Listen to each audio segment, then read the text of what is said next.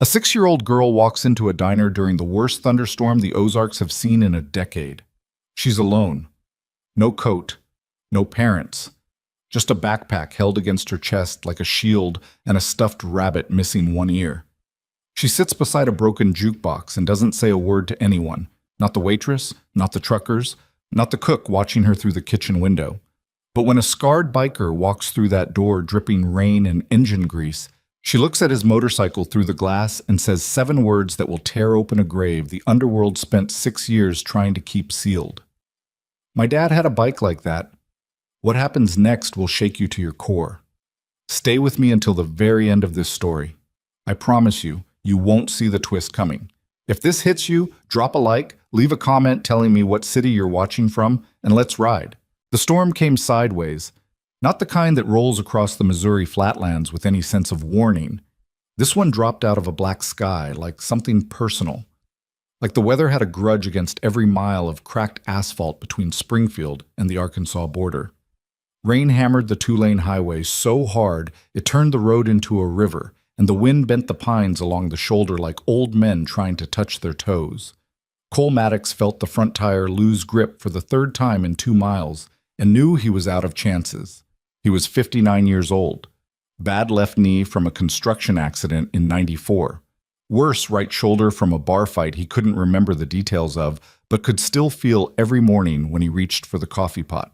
His beard was more gray than brown now, and the leather cut he wore, faded black, Iron Saints MC stitched across the back in silver thread that had lost most of its shine, smelled like 20 years of highway and cigarette smoke and decisions he'd stopped trying to explain to people who weren't there when he made them.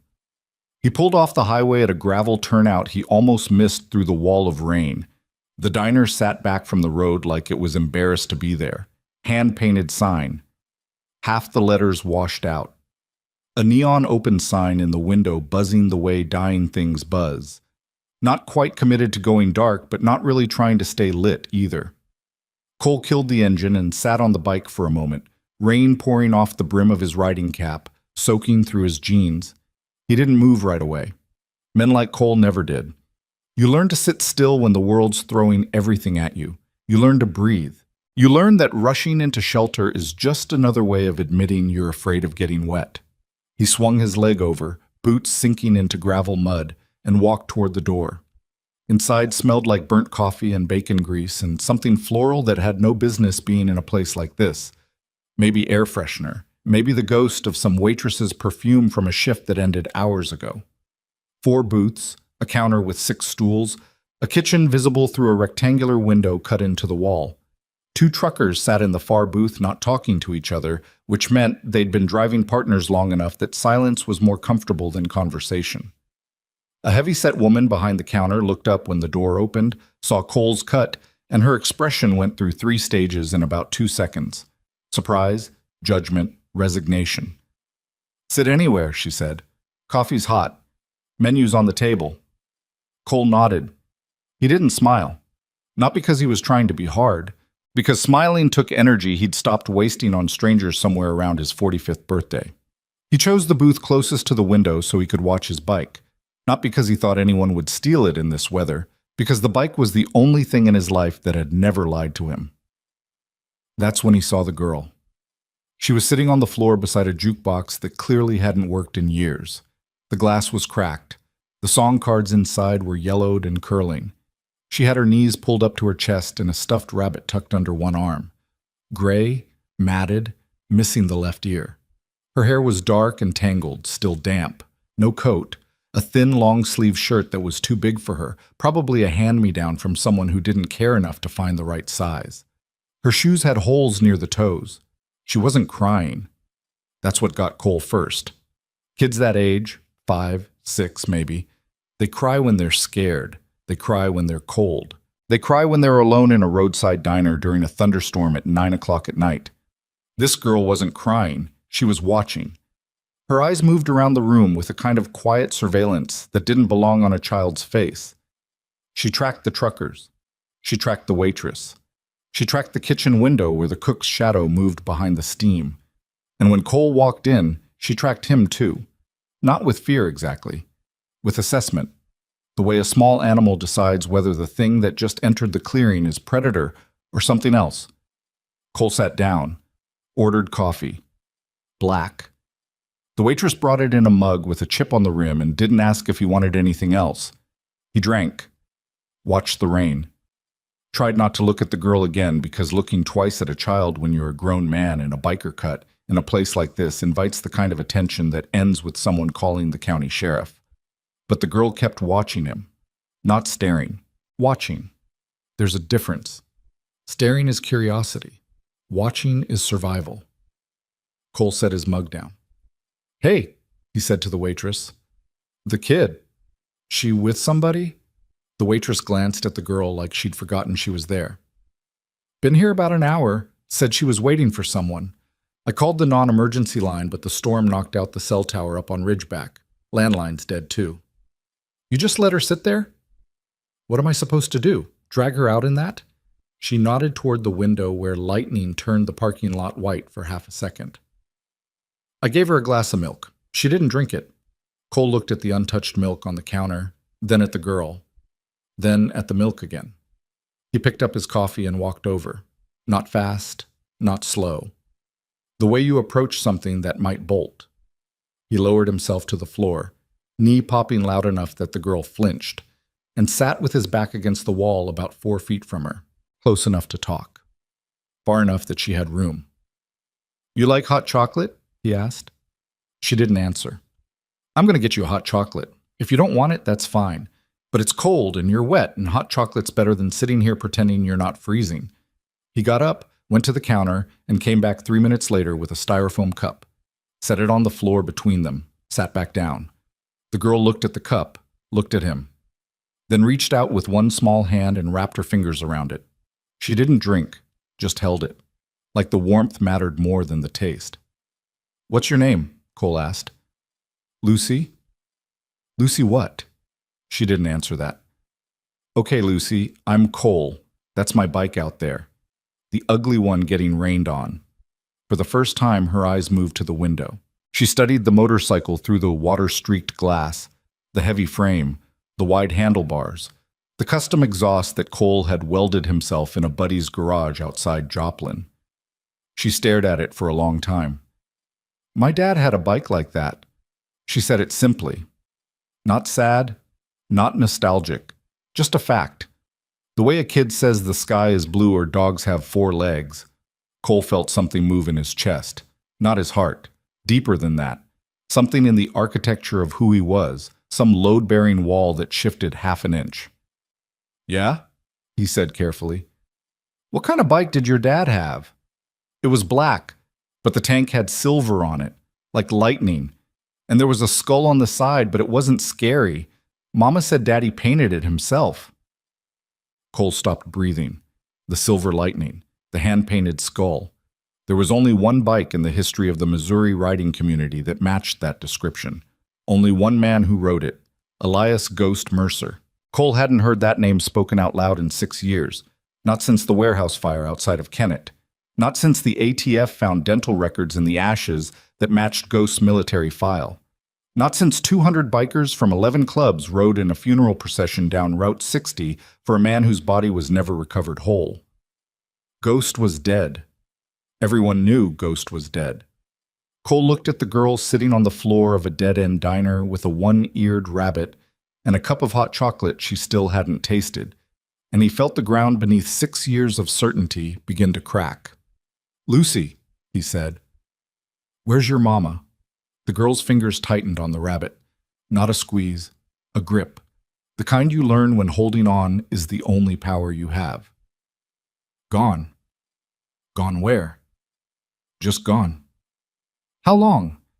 Lucy looked at the floor. Her jaw worked like she was chewing on something invisible. "Lots of sleeps," she said. Cole's stomach turned. "Who's been taking care of you?" "Ray." "Who's Ray?" "Mama's friend." She said the word friend the way you say a word you've been taught but don't believe. The way a kid recites a line they've been told to say if anyone asks. "Ray's not here?" "Ray's sleeping. Ray sleeps a lot." She paused. "Ray doesn't like me." She said it without self-pity, without even sadness, like she was reading the weather. Ray doesn't like me. It's raining. The jukebox is broken. All facts. All equal. Cole felt a heat building behind his eyes that had nothing to do with the coffee. He'd been around long enough to read between the lines of a 6-year-old's careful language. Mama's gone. The boyfriend sleeps a lot. The boyfriend doesn't like her.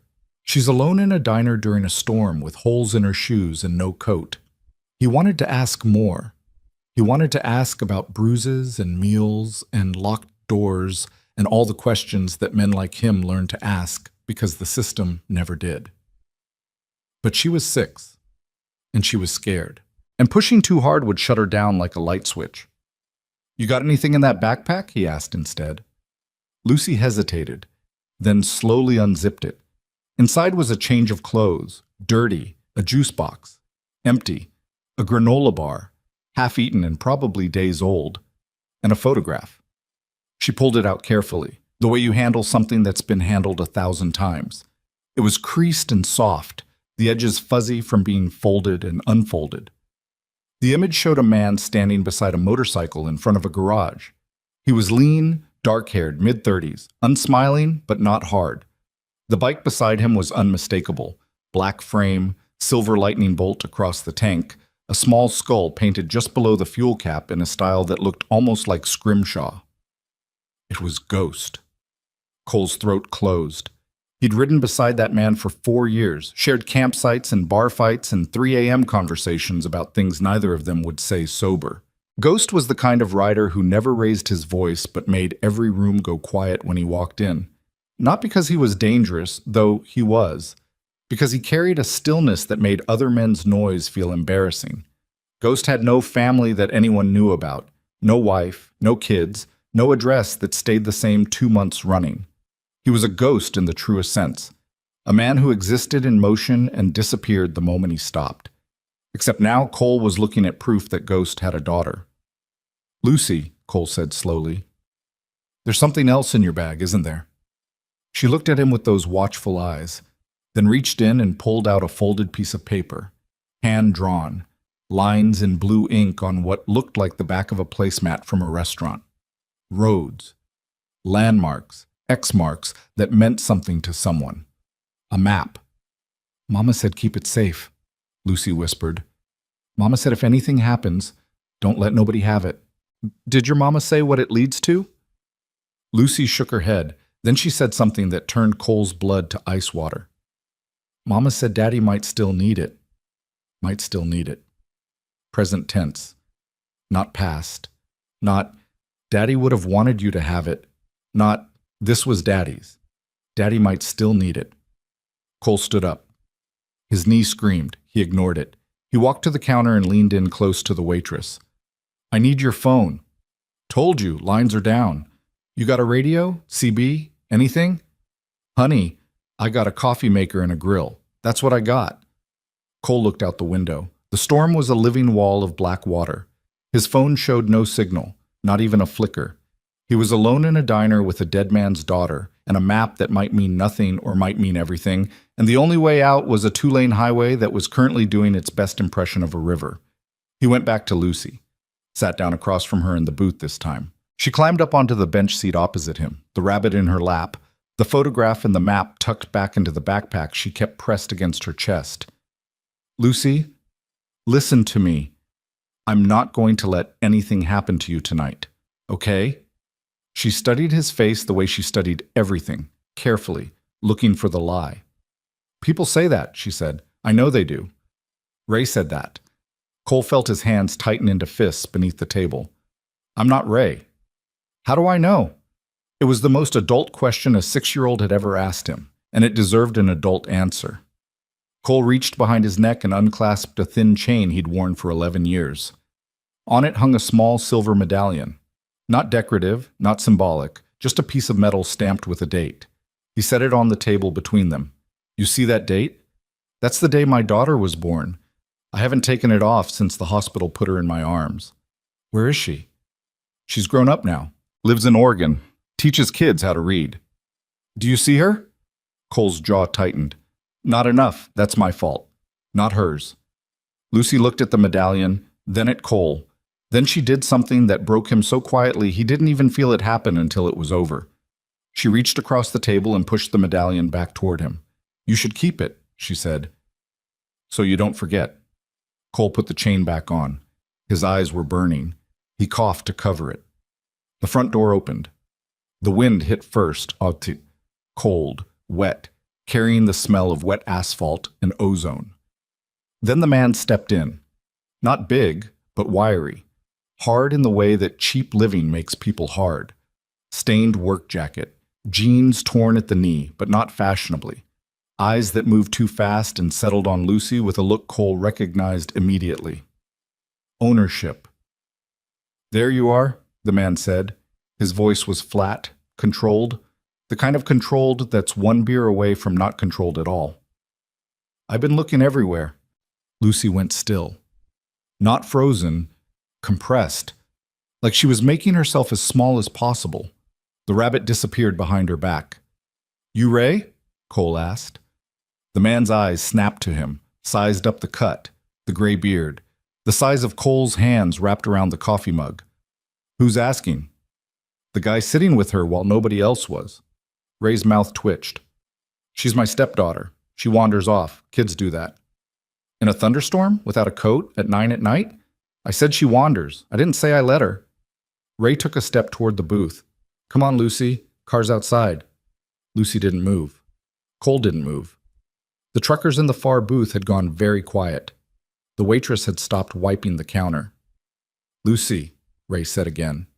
Harder this time. "Now." "She's dry," Cole said. "She's warm. Storm's still bad.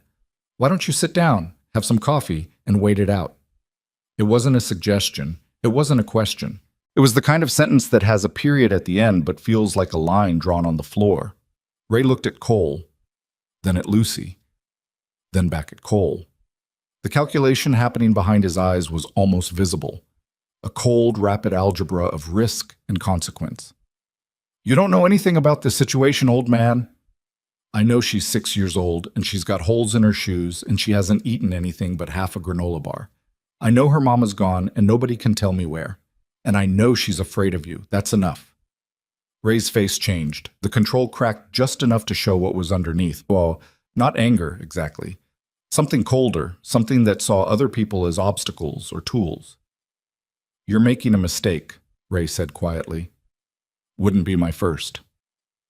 Ray held Cole's gaze for 5 long seconds.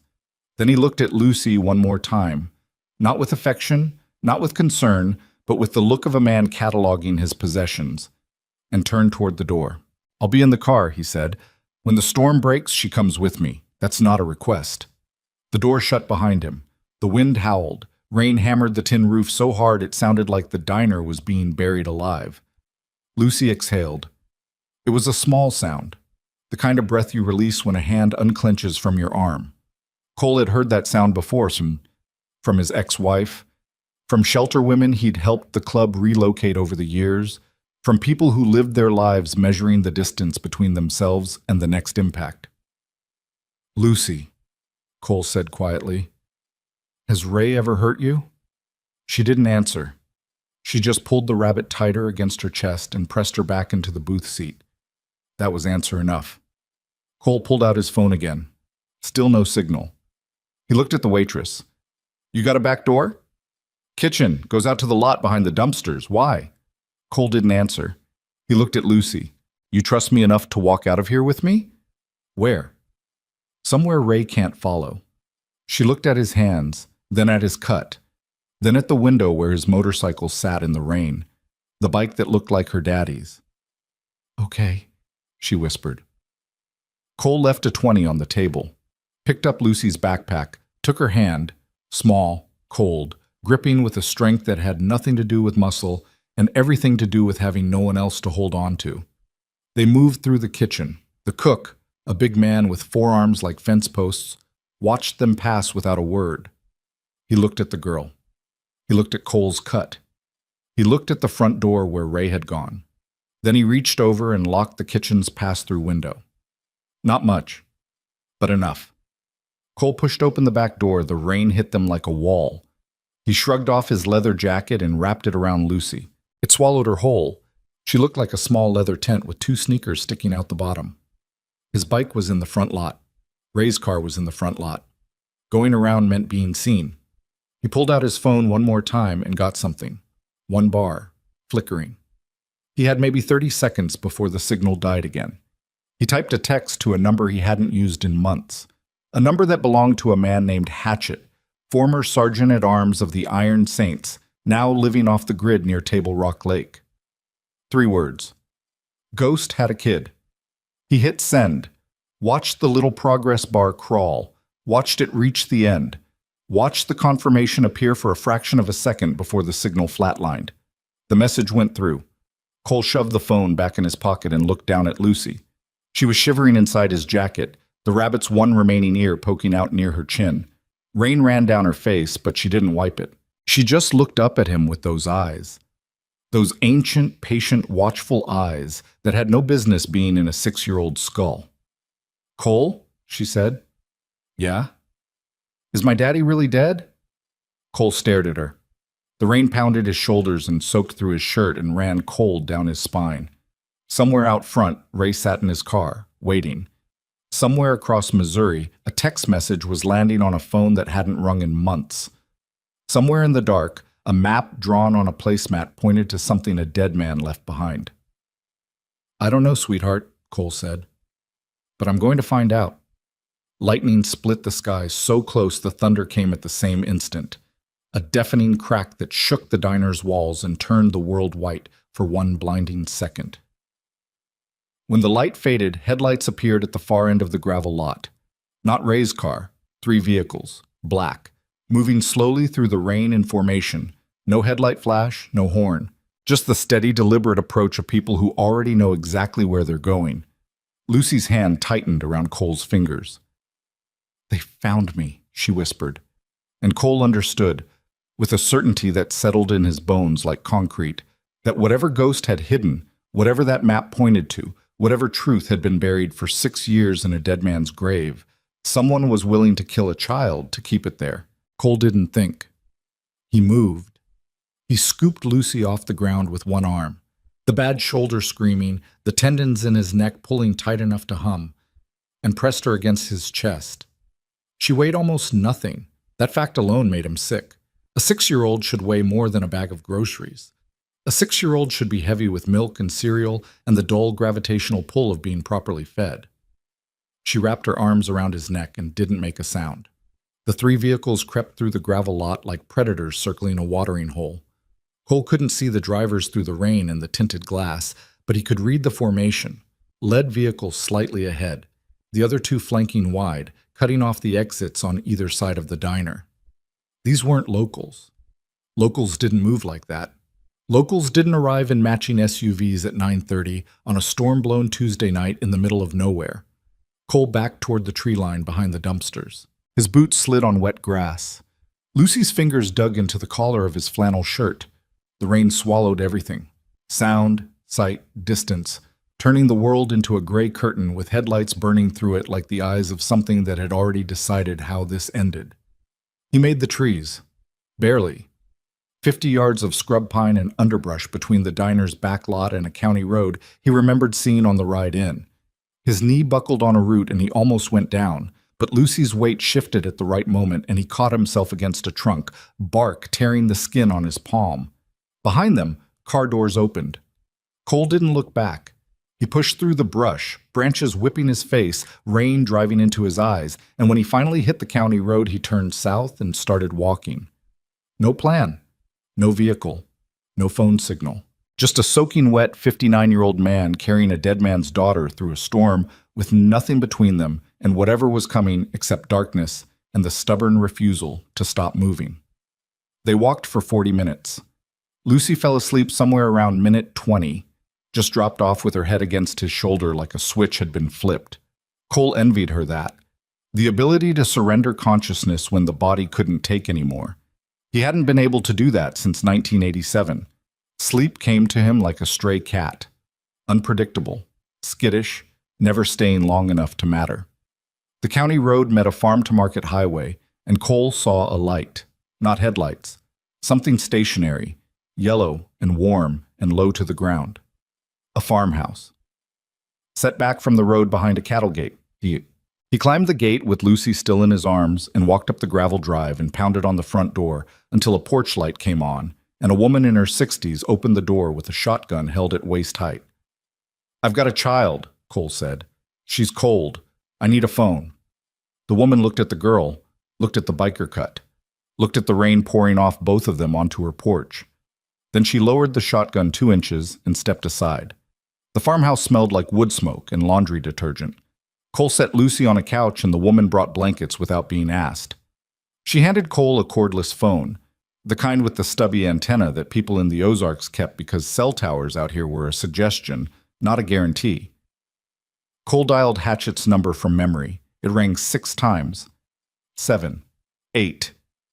"You better be dying," said a voice like gravel being dragged across concrete. "I sent you a text." Silence. Then the sound of a man sitting up in bed. Springs creaking, a lighter clicking, the first long inhale of a cigarette that would taste like being woken up at midnight for something that couldn't wait. "Ghost had a kid," Hatchett repeated. "Those your words?" "I'm sitting in a farmhouse 12 miles south of Caulfield with a 6-year-old girl named Lucy Mercer. She's got a photo of Ghost standing next to his bike. She's got a hand-drawn map her mother told her to protect. She told me her daddy had a bike with silver lightning on the tank." The silence that followed was different, thicker. The kind of silence that happens when a man who spent 6 years building a wall around a grave suddenly feels the first crack. "Ghost didn't have a kid," Hatchett said. "Ghost didn't have anybody. That was the whole point of Ghost."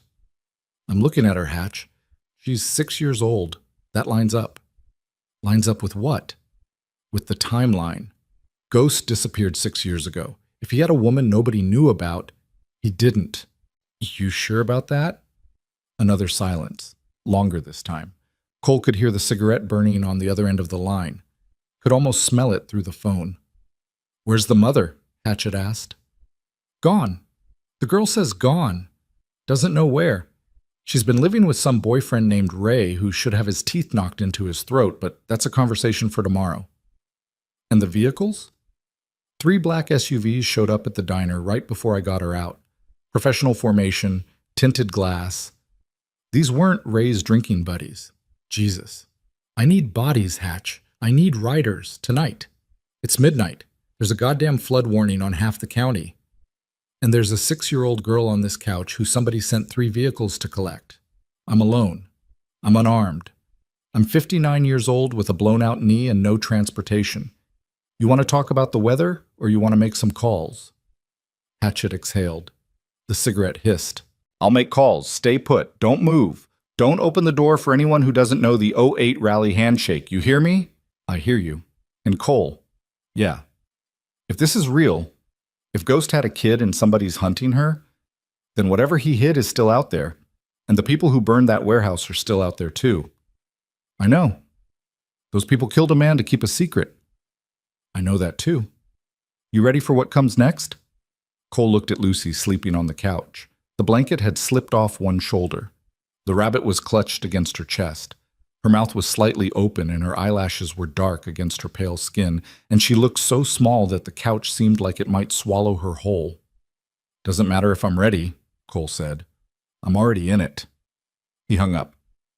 The farmhouse woman, Darlene she said her name was, brought him coffee and a towel and asked no questions.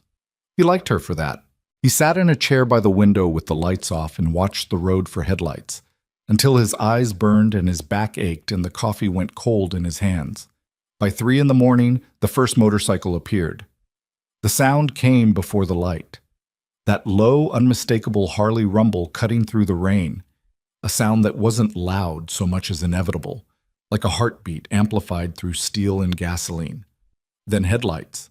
Then the shape of a man on a machine, pulling up the gravel drive, killing the engine, swinging his leg over, and walking toward the porch with the unhurried stride of someone who hadn't slept but hadn't needed to. Hatchett was 63 and looked every year of it. Shaved head, a scar that ran from his left ear to the corner of his mouth. A souvenir from a knife fight in Tulsa that he never talked about because talking about it would require admitting he'd lost. His hands were enormous, scarred across every knuckle, and they shook slightly when he was still. A tremor he blamed on nerve damage, but that Cole suspected had more to do with the things those hands had done and the things they hadn't done fast enough. He stood in the doorway and looked at the couch, at the girl, at the one-eared rabbit. "Well, goddamn," he said quietly. "Yeah," Cole said.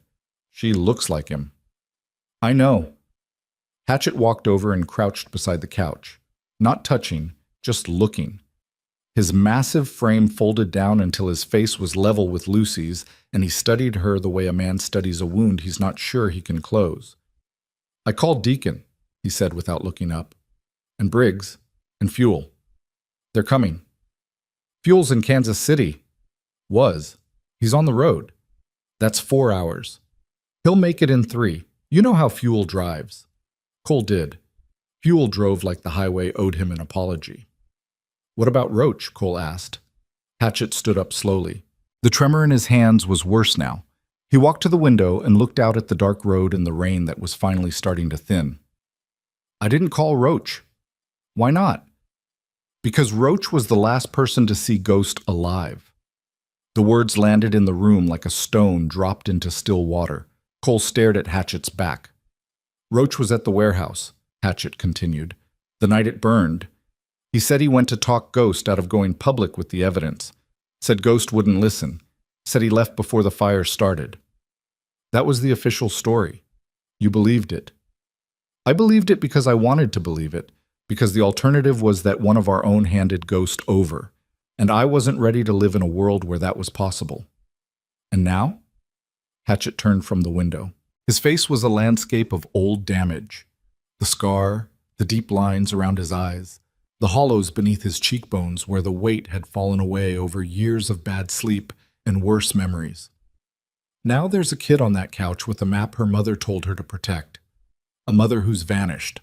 3 black trucks looking for her. And the man who was last seen with Ghost before a building that shouldn't have burned somehow caught fire. He paused. "You do the math." Cole did the math. He didn't like the answer.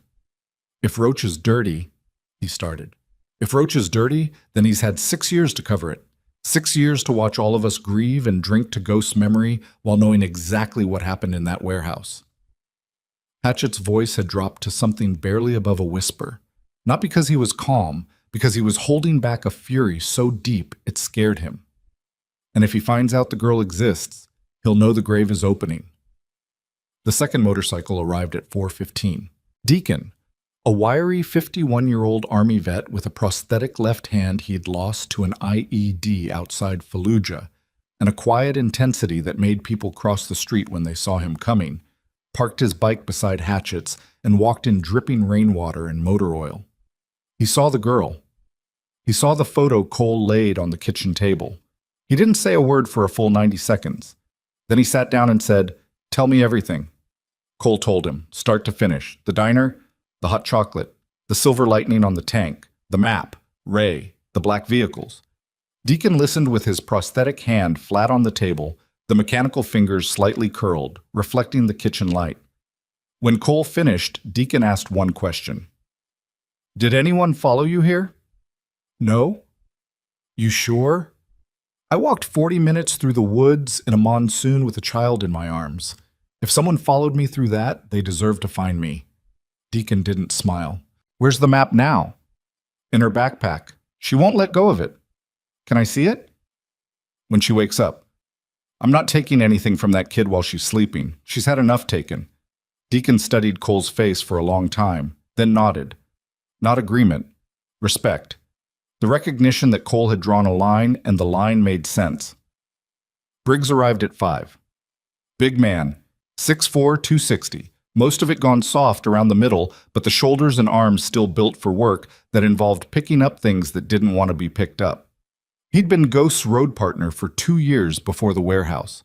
They'd ridden together through every bad stretch of highway between Memphis and Denver.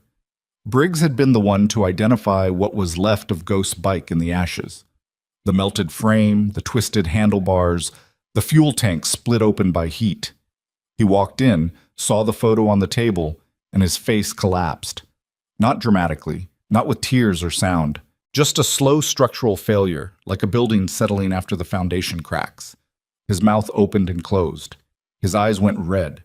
He picked up the photo and held it close to his face and stared at it like he was trying to climb inside the image and go back to the day it was taken. "That's the old garage," he said. "The one off County Road 14 outside Poplar Bluff. Ghost used to work on the bike there." His voice was thick, damaged. "He spent 3 weeks painting that skull. I told him it looked like a tattoo on a gas tank. He told me to go to hell." "Briggs," Cole said carefully. "Did he know?" Briggs set the photo down. His hands were shaking. "Did he know he had a daughter? When he went into that warehouse, did he know?" "I don't know." "Because if he knew and he still went in there, if he knew there was a child waiting for him and he still walked into that building, we don't know what happened in that building. That's what we're trying to find out." Briggs looked at the couch where Lucy was still sleeping. The rabbit had shifted to the crook of her elbow. One small hand hung off the edge of the cushion, fingers slightly curled. "She's got his chin," Briggs said. "You see that? The way it comes to a point. Ghost had that. Made him look stubborn even when he wasn't talking." "She's always stubborn," Cole said. "How long have you known her?" "About 6 hours." Briggs almost smiled. Almost. "And you already know she's stubborn." "She sat on a diner floor for an hour without crying. 6 years old, soaking wet, alone. Didn't cry once. That's not stubbornness, that's survival." "That's Ghost," Briggs said. Fuel rolled in at 6:45 as the sky was turning from black to the color of a bruise. He came through the door with 3 hours of highway rain still dripping off his beard and a look in his eyes that said he'd spent every mile of the drive from Kansas City doing math he didn't want to do. "Who else knows?" was the first thing he said. "Everyone in this room," Cole said. "Hatchet, Deacon, Briggs, you, me, and Darlene." He nodded toward the farmhouse woman who was making breakfast in the kitchen like she hosted biker councils every morning. "Roach?" The name landed differently now. Cole watched it hit each man's face. Hatchet's jaw tightened. Deacon's prosthetic hand closed into a fist with a soft mechanical click. Briggs looked at the floor. "No," Hatchet said. "Not Roach. Not until we know." "Know what?" Fuel demanded. "You telling me Roach is suspect? Roach? He rode with Ghost longer than any of us. He was at the funeral. He gave the eulogy. He was the last one to see Ghost alive," Hatchet said.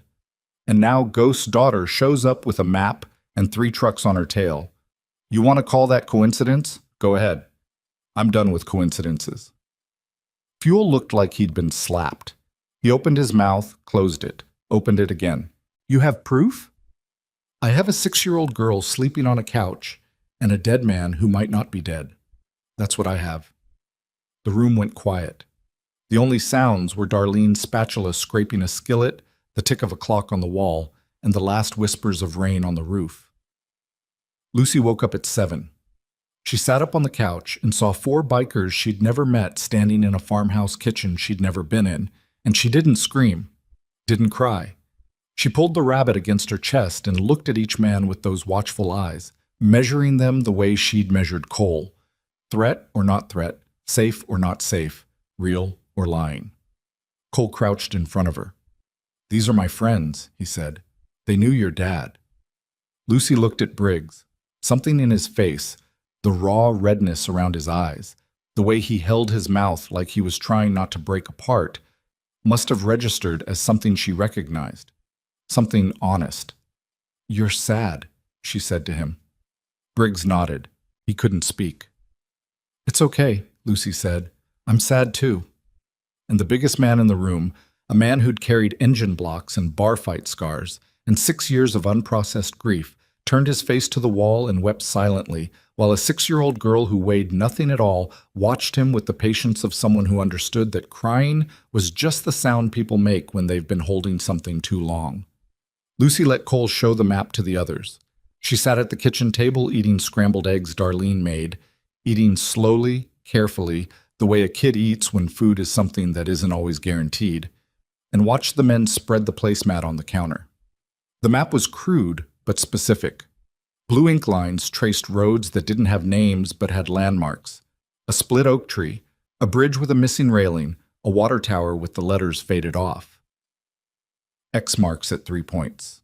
Tiny numbers beside each one that could be coordinates or distances or something else entirely. "This is Ghost's hand," Deacon said. "I'd know it anywhere. He wrote like a doctor with a grudge." "These landmarks," Briggs said, running his finger along a line. "This split oak. I know this tree. It's on the property behind the old garage. County Road 14. "The garage where he worked on the bike," Cole said. "Yeah, the one in the photo." Fuel leaned in.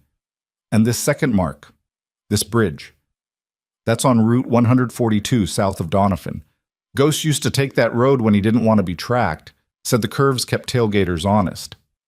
3 X marks, Hatchett said. 3 locations. He was setting up something. "Or hiding something," Deacon said. "Or building a way out," Cole said quietly. Everyone looked at him. Ghost knew he was in danger. He'd been collecting evidence on the syndicate for months. Laundering operations, shell companies, money moving through biker clubs like water through a pipe. If he knew they were coming for him, if he knew the walls were closing in, he'd have built an exit. Not for himself, for whoever came after. "For the girl," Briggs said. Cole looked at Lucy. She was feeding a corner of scrambled egg to the stuffed rabbit, pressing it gently against the rabbit's fabric mouth, and then eating it herself. A private game. A ritual of tenderness directed at the only companion that had never let her down. "For whoever needed it most," Cole said. Hatchett's phone buzzed. He looked at the screen. His face went very still. "What?" Cole asked. "Roach just texted the club group chat, asking if anyone's heard from me. Says he's been trying to reach me all morning." The room temperature dropped. "Don't answer," Deacon said. "If I don't answer, he'll know something's wrong.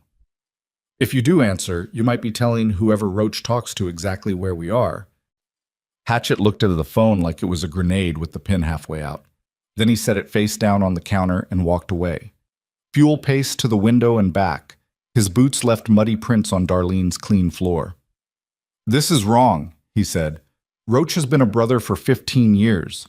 We don't just decide he's a traitor because the timing's bad." "We're not deciding anything," Cole said. "We're being careful." "Careful looks a lot like accusation from where I'm standing." "Then sit down, because standing isn't helping." Fuel's eyes went hard. He was younger than the rest, 44, with the impatience that came from having more years in front of him than behind him. "You showed up last night with a kid nobody knew about, a story that rewrites everything we've believed for 6 years, and now you're pointing fingers at a man who bled with us, who rode with us, who buried Ghost right alongside Nobody buried Ghost," Hatchett cut in. "That's the point. There was no body. There were dental records and a pile of ash that nobody bothered to verify because we were too busy grieving to ask the obvious question." "What question?" "How does a man burn hot enough to destroy a body but leave dental records intact? Think about it, Fuel. Really think about it." Fuel opened his mouth, closed it. The anger drained from his face and something worse replaced it. Doubt. The kind of doubt that doesn't answer questions but poisons every answer you already had. Lucy put her fork down. "The bad men are coming," she said. Everyone turned to her. "What bad men, sweetheart?" Cole asked. "The ones who came to the house before Mama left? They talked to Ray. Ray gave them things, papers, from Mama's room. Then Mama was gone." She paused. "Then they came to school. A man in a black car sat outside every day, watching." Cole felt the floor shift beneath him. "Lucy, did these men ever talk to you?" "One did. He asked me if my mama ever talked about my daddy. I said no." She looked at the rabbit. "I lied." "That was smart, Lucy. Mama said lying is wrong. Your mama was right, but sometimes lying keeps you safe, and keeping you safe is more important than anything." Lucy considered this with the gravity of a child processing a moral adjustment. Then she said, "The man at school had a tattoo. On his neck, a snake eating a number." Deacon leaned forward. "What number?" 8. Deacon and Hatchett exchanged a look that contained an entire conversation. Alarm, recognition, confirmation, dread. "That's Consortium Inc., Hatchett said. "The snake and the 8. That's a rank mark. Senior enforcement. The consortium is supposed to be dead, Fuel said. So is Ghost. The room went quiet again, but this silence was different. It wasn't the silence of men thinking. It was the silence of men realizing they were already inside something they couldn't walk away from. That they'd been inside it since Cole picked up that phone at midnight. Since Lucy walked into that diner. Since a man named Ghost painted lightning on a gas tank and decided to fight something bigger than himself. Hatchet picked up his phone, looked at Roach's message one more time. Then he typed a reply. 4 words that felt like pulling a pin. Haven't heard anything. Why? He hit send, set the phone down, looked at Cole. We go to the first X on the map. The garage on County Road 14. Today. Now. Before Roach figures out what's happening. Before whoever sent those trucks regroups. Before that little girl's trail gets any colder for whoever's tracking her. Cole nodded. He looked at each man in the room. Hatchet with his shaking hands. Deacon with his prosthetic fist. Briggs with his red-rimmed eyes. Fuel with his restless boots and reluctant doubt. From this point forward, Cole said, nobody contacts anyone outside this room. No wives, no prospects, no old riding buddies. Nobody. Because if Ghost built a dead man's switch and someone inside the club helped bury him, then everything we thought we knew about our own brotherhood is a lie. And the people who told us that lie have had 6 years to get comfortable. He paused. We're about to make them very uncomfortable. Fuel looked at the floor, then at Lucy, then at the door. I'm in, he said quietly. But if you're wrong about Roach, you owe him more than an apology. You owe him your cut. If I'm wrong about Roach, Cole said, I'll hand it to him myself. Lucy climbed down from her chair. She walked to Cole and took his hand. Her fingers were warm now, sticky with egg. She looked up at him with an expression that was too old and too steady and too certain for a child who still fed pretend breakfast to a stuffed rabbit. The first X is where Daddy kept his tools, she said. Every man in the room stopped breathing. You know the map? Cole whispered. Mama showed me. At night. When Ray was sleeping, she said someday somebody would come and I'd have to show them the way. Lucy squeezed Cole's hand. She said he'd look like Daddy, but older and sadder. Cole's throat closed, his eyes burned. He squeezed her hand back and didn't trust himself to speak. Outside, the storm had broken. The sky was the color of wet cement and the air smelled like rain-soaked earth and gasoline. 5 motorcycles sat in Darlene's gravel driveway, chrome still beaded with water, engines cold but waiting. Somewhere across Missouri, Roach was reading a text message and doing his own math. Somewhere in the dark architecture of a criminal network that was supposed to be dismantled and dead, phones were ringing. Orders were being given. Resources were being mobilized to find a little girl with a backpack and a one-eared rabbit who knew too much about a dead man's secrets. And somewhere, in a place none of them could see yet, at the end of a map drawn on the back of a placemat in blue ink by a hand that shook with the weight of everything it was about to leave behind, the truth was waiting. The question was no longer whether they would find it. The question was whether they would survive it. Cole lifted Lucy onto the back of his motorcycle and felt her small arms wrap around his waist. She pressed her face against his back, right between the shoulder blades, and held on. Ready? He said. Ready? She said. He kicked the engine to life. The sound tore through the morning like a declaration of war, and they rode. The garage on County Road 14 looked like something the earth was trying to swallow. Tin roof caved in on the left side. Concrete block walls stained with rust and mildew. A roll-up door frozen halfway open. The track bent at an angle that said someone had tried to force it shut years ago and gave up. Weeds grew through the cracks in the gravel lot. Tall, pale, winter-dead stalks that rattled in the wind like bones shaking hands. A faded hand-painted sign above the door read, Mercer Custom Works, but the last 2 letters had been eaten by weather, leaving it as Mercer Custom War, which felt accidentally honest. Ghost's work had never been finished. Not on bikes, not on anything. Cole killed his engine 50 yards out, and the others followed. 5 Harleys ticking in the cold morning air, cooling metal popping like knuckles cracking. The silence after engines die is always louder than the engines themselves. It fills the space with everything the noise was covering: wind, breathing, the distant complaint of crows in a dead oak tree, the sound of 5 men realizing they're about to open a door that's been closed for 6 years. Lucy climbed down from the back of Cole's bike. She stood in the gravel and looked at the garage the way you look at a room you remember from a dream, not quite recognizing it, but feeling it. Her hand found Cole's without looking. "This is it," she said. "Mama brought me here once. At night. We didn't go inside." "Why not?" Cole asked. "She was scared." "Of what?" Lucy looked at the garage. Her fingers tightened. "Of what Daddy left." Hatchet checked the perimeter while Deacon held position at the road.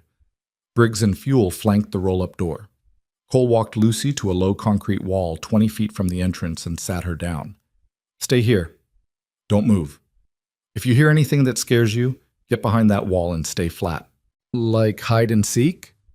"Yeah, like that. I'm good at hide and seek. Ray never found me." Cole's jaw tightened. He didn't ask what she was hiding from. He didn't need to. Hatchet came back from the tree line. Clear, no tire tracks, no footprints. Nobody's been out here in months, maybe longer. "Or they came and left no trace," Deacon said from the road, his prosthetic hand resting on the handlebar of his bike. "Which is worse." They ducked under the frozen roll-up door one at a time. Inside smelled like motor oil and rust and mouse droppings, and the particular staleness of air that hasn't moved in years. Workbenches along both walls, tools still hanging from pegboards, wrenches, socket sets, a ball-peen hammer with a cracked wooden handle, a hydraulic lift in the center of the floor with nothing on it, shelves lined with coffee cans full of bolts and washers and the accumulated small metal of a life spent building things. Ghost's life, frozen in place. A museum nobody had curated and nobody had visited. Briggs moved through the space like a man walking through his own memory. He touched the workbench with both hands, palms flat, fingers spread. "He stood right here," he said. "Right here. Working on the tank. I sat on that stool and drank beer and told him the lightning bolt looked crooked. He threw a rag at my head." "Briggs," Hatchet said. "Focus." "I am focused. I'm focused on the fact that my best friend spent his last free days in this room, and I didn't know he had a daughter. I didn't know he had a woman. I didn't know he was scared enough to draw a map on the back of a placemat and hand it to a child." Briggs's voice cracked. Not dramatically, just a small structural failure at the seams. "What else didn't I know?" Nobody answered, because nobody could. Fuel found the first hidden compartment 20 minutes in. A section of the concrete floor near the back wall that sounded different when he stepped on it. Hollow instead of solid. A dull thud instead of a flat report. He dropped to his knees and ran his fingers along the edges until he found a seam disguised as a crack. It took Briggs's weight on a pry bar to lift the slab, and underneath was a steel ammunition box sealed with a combination lock. "Anybody know the combo?" Fuel asked. "Try his service number," Deacon said. Ghost was Army, 82nd Airborne. His DD-214 would have... "I don't have his DD-214. "Try 0817, Briggs said quietly. "August 17th, the day he bought the bike." Fuel dialed. The lock opened with a click that sounded final, the click of a door that only opens in one direction. Inside the box were 3 things. A leather-bound journal, the kind with unlined pages, filled cover to cover with Ghost's tight, slanted handwriting. Numbers, names, dates, account routing information. Corporate shell structures diagrammed in blue ink with arrows connecting entities that shouldn't have been connected. The handwriting grew more erratic toward the back of the journal, the letters getting larger, the pressure on the pen heavier, as if the information itself was becoming harder to hold. A USB drive sealed inside a waterproof bag. And a photograph. This one was different from the photo Lucy carried. This one showed a woman. Mid-20s, dark hair, sharp features, unsmiling but not unhappy. She stood on the porch of a small house with her arms crossed and her head tilted slightly, the way people tilt their heads when they're listening to something only they can hear. On the back, in Ghost's handwriting, Elena, the only good thing. "That's the mother," Cole said. "Elena Mercer," Hatchet said, turning the photo over. "Did Lucy ever mention that name?" She just says, Mama. Briggs took the journal and started reading. His lips moved as his eyes tracked the pages, an old habit from a man who'd never fully trusted his own reading speed. The color drained from his face within the first 5 pages. By page 20, his hands were shaking. He names them, Briggs said. All of them. The laundering pipeline. 14 businesses funneling cash through 3 motorcycle clubs and into a holding company called Meridian Ventures. Ghost traced every dollar, every handshake, every wire transfer. Who's at the top? Hatchet asked. Briggs turned pages. Stopped. Read. Read again. Then looked up at Hatchet with an expression Cole had never seen on his face before. Not anger, not fear, but the particular devastation of a man who has just learned that the ground he's been standing on was never solid. Briggs, Hatchet said. Who's at the top? Victor Hale. The name hit the room like a concussion grenade. Hatchet took a step backward. Fuel grabbed the edge of the workbench. Deacon, who was still posted at the door, turned his head sharply enough that the tendons in his neck stood out like cables. That's not possible, Fuel said. Page 43, Briggs said. Read it yourself. Victor Hale, 61 years old, real estate developer, philanthropist. The man who donated $200,000 to build a veterans recreation center in Poplar Bluff. The man who'd personally attended Ghost's memorial service and shaken hands with every grieving biker in the room. The man who'd looked Cole in the eye that day and said, "This world lost a good one." Victor Hale was Meridian Ventures. Victor Hale was the top of the pipeline. Victor Hale had been laundering millions through biker organizations while simultaneously positioning himself as their greatest civilian ally. He was at the funeral, Hatchet said. His voice was barely audible. He stood in the front row. He brought flowers. He stopped, swallowed. He was there to make sure it worked. The fire, the dental records, the story. He was there to watch us grieve and make sure nobody asked questions. And Roach, Cole said. Everyone looked at him. Roach introduced Ghost to Victor Hale 2 years before the fire.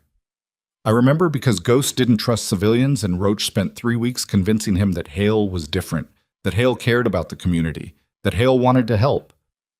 You're saying Roach set Ghost up.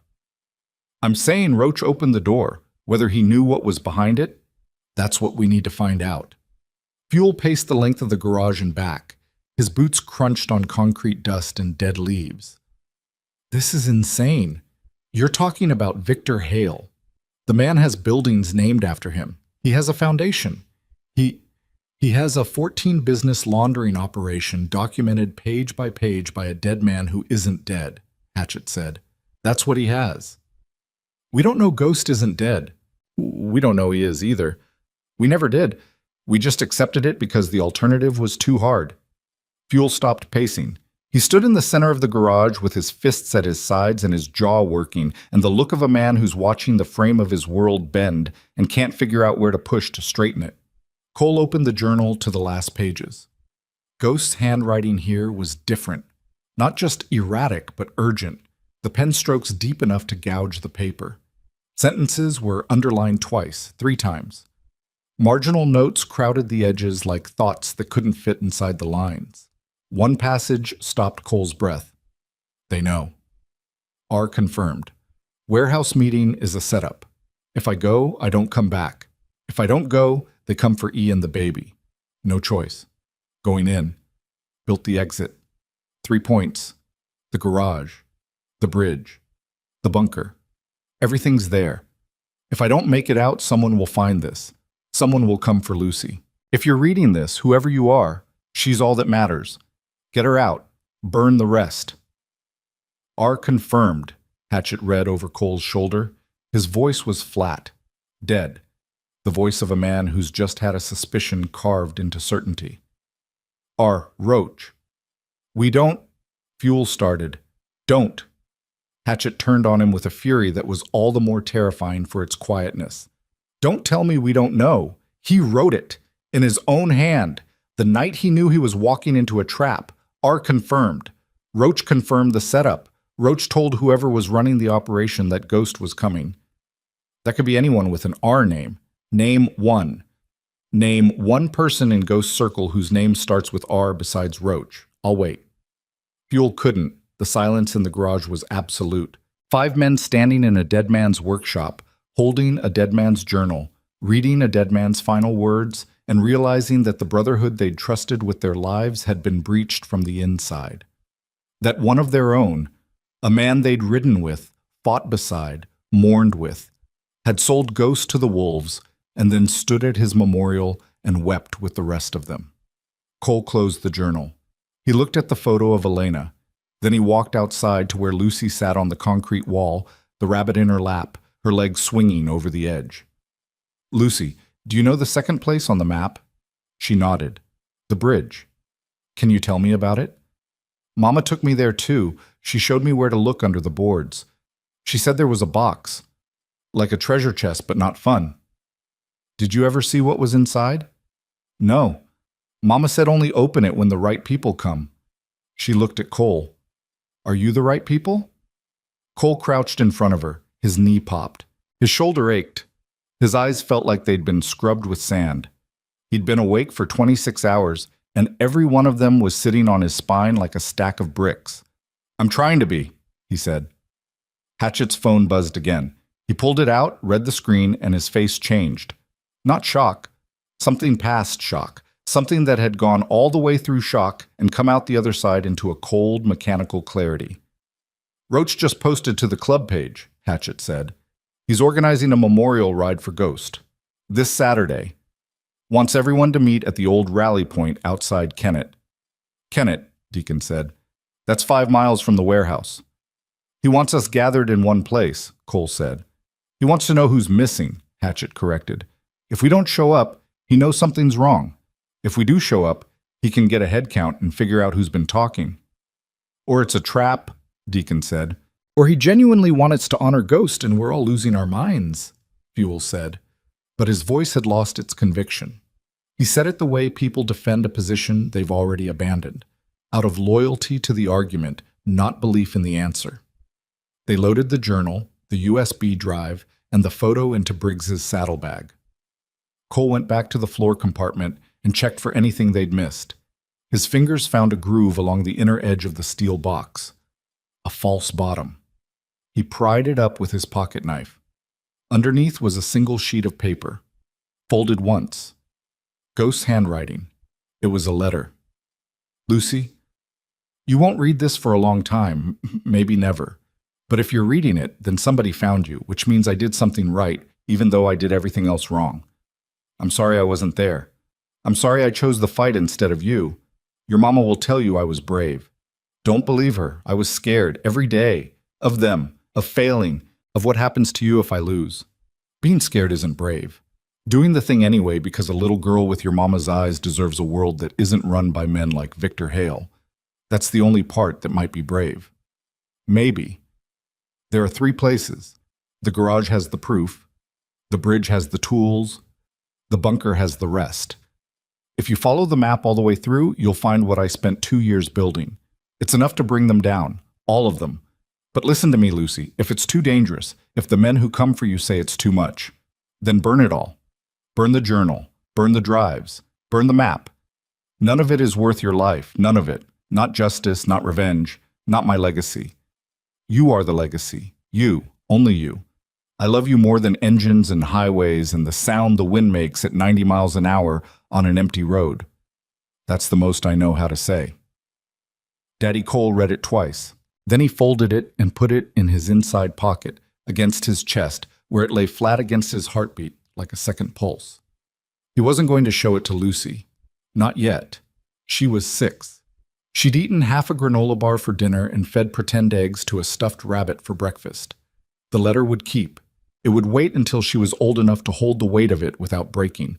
But he was going to keep it. He was going to keep it the way Ghost asked. Close, safe, waiting. They rode south. The bridge on Route 142 was exactly where Fuel remembered it.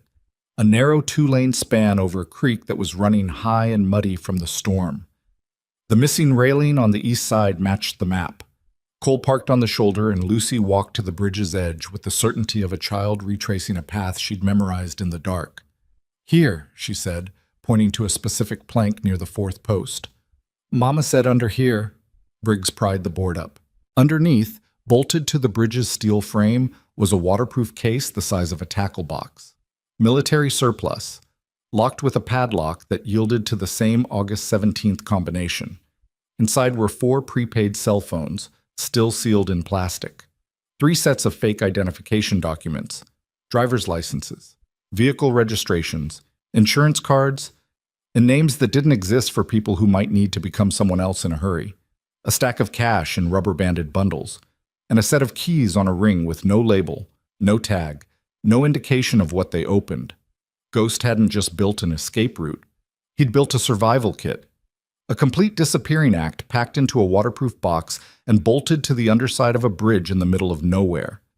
This was the work of a man who had studied what it takes to erase yourself, and had done the homework with the same precision he'd used to paint lightning on a gas tank. "The third X," Cole said. "The bunker. That's where the rest is." Lucy traced the map with her finger. The third mark sat at the intersection of 2 lines that didn't correspond to any road Cole recognized. But the landmarks were clear: a water tower, a creek fork, and the notation 12 steps north from the dead elm. "This is past Doniphan," Fuel said, studying the map over Cole's shoulder. "Deep country, no paved roads past the creek. We'd have to go in on foot for the last mile. Then we go on foot." "Cole," Hatchet pulled him aside. The older man's tremor was worse now, both hands shaking visibly, the scar on his face white against his wind-chapped skin. "We're carrying a journal that names one of the most powerful men in the state. We've got fake IDs and cash that prove Ghost planned to disappear. We've got a 6-year-old girl who 3 separate vehicles came looking for last night, and we haven't slept." "Your point?" "My point is that we're 5 men and a child against a criminal operation that had the resources to stage a death, plant dental records, and hide a 14-business laundering network for 6 years. We need help." "From who? The police? The same county sheriff's department that signed off on Ghost's death certificate without recovering a body?" Hatchet's jaw tightened. "A TF? FBI? The same federal agencies that investigated the warehouse fire and closed the case in 3 weeks? Then what?" "Then we do what Ghost wanted. We follow the map. We get what's in the bunker, and we put it somewhere that Victor Hale and every dirty cop and every paid-off investigator in this state can't touch." Hatchet looked at him for a long time. Then he nodded. Not agreement. Surrender to the only option that was left. They were 40 minutes south of the bridge when Deacon, riding rear position, flashed his lights twice. Cole checked his mirror. Deacon was pointing behind them. 3 vehicles had appeared on the highway a half-mile back. Black. Moving in formation. The same formation from the diner. "They found us," Fuel said through the wind. Cole looked at Lucy's arms around his waist, felt her face pressed between his shoulder blades, felt the weight of Ghost's letter against his chest, and the weight of everything it meant pressing down on him like gravity had doubled. He accelerated. The others followed. 5 Harleys opened up on a 2-lane highway in the Ozark foothills with 3 black SUVs gaining behind them, and a dead man's secret strapped to their bikes, and a 6-year-old girl holding on to a stranger because every other option in her life had let go first. The SUVs were faster. Of course they were. 4 wheels, modern suspension, engines designed for pursuit. The Harleys had weight and noise and the particular stubbornness of machines built for the open road, not escape. Deacon peeled off first. He dropped back, slowing deliberately, angling his bike across the lane to force the lead SUV to brake or commit to running him down. Cole saw it in the mirror. The big Army vet sitting upright on his Harley with his prosthetic hand gripping the throttle, facing down a 2-ton vehicle with nothing but chrome and conviction. The SUV swerved. Deacon held his line. For 3 seconds, the gap between them shrank to nothing, metal and metal in the thin membrane of a decision. And then the SUV jerked left onto the shoulder, spraying gravel, and Deacon gunned his engine and disappeared down a side road. 1 SUV followed him, 2 left. Briggs took the next turn, a logging road that cut west into timber country. He was the biggest target, the most visible, and he drew the second SUV like a matador draws a bull. The SUV followed. Its tires screamed on the wet clay. 1 left. But the last SUV was the fastest, and it wasn't falling for decoys. It locked onto Cole, onto Lucy, onto the backpack that held the map and the journal, and 6 years of buried truth. The highway narrowed as it climbed into the hills. Cole's engine screamed through the curves, the rear tire sliding on wet asphalt. Lucy's arms so tight around his waist he could feel her heartbeat through his back. Hatchet rode beside him. Fuel rode behind. The SUV gained on every straight and lost ground on every curve. And the math was simple and terrible. Eventually the road would straighten and the curves would end and speed would win over agility. Cole saw the turnoff. A dirt road. Unmarked. Dropping sharply into a hollow choked with trees and fog. He didn't signal. He just leaned. The Harley's frame groaned as he forced it off the asphalt and onto mud, the front tire biting, the rear sliding, Lucy's grip shifting but holding. Hatchet and Fuel followed. The SUV tried. Its brakes locked. It slid past the turnoff, tires shrieking, and by the time it reversed, the 3 Harleys were deep in the tree cover, engines rumbling low, mud spraying behind them like brown curtains closing on a stage.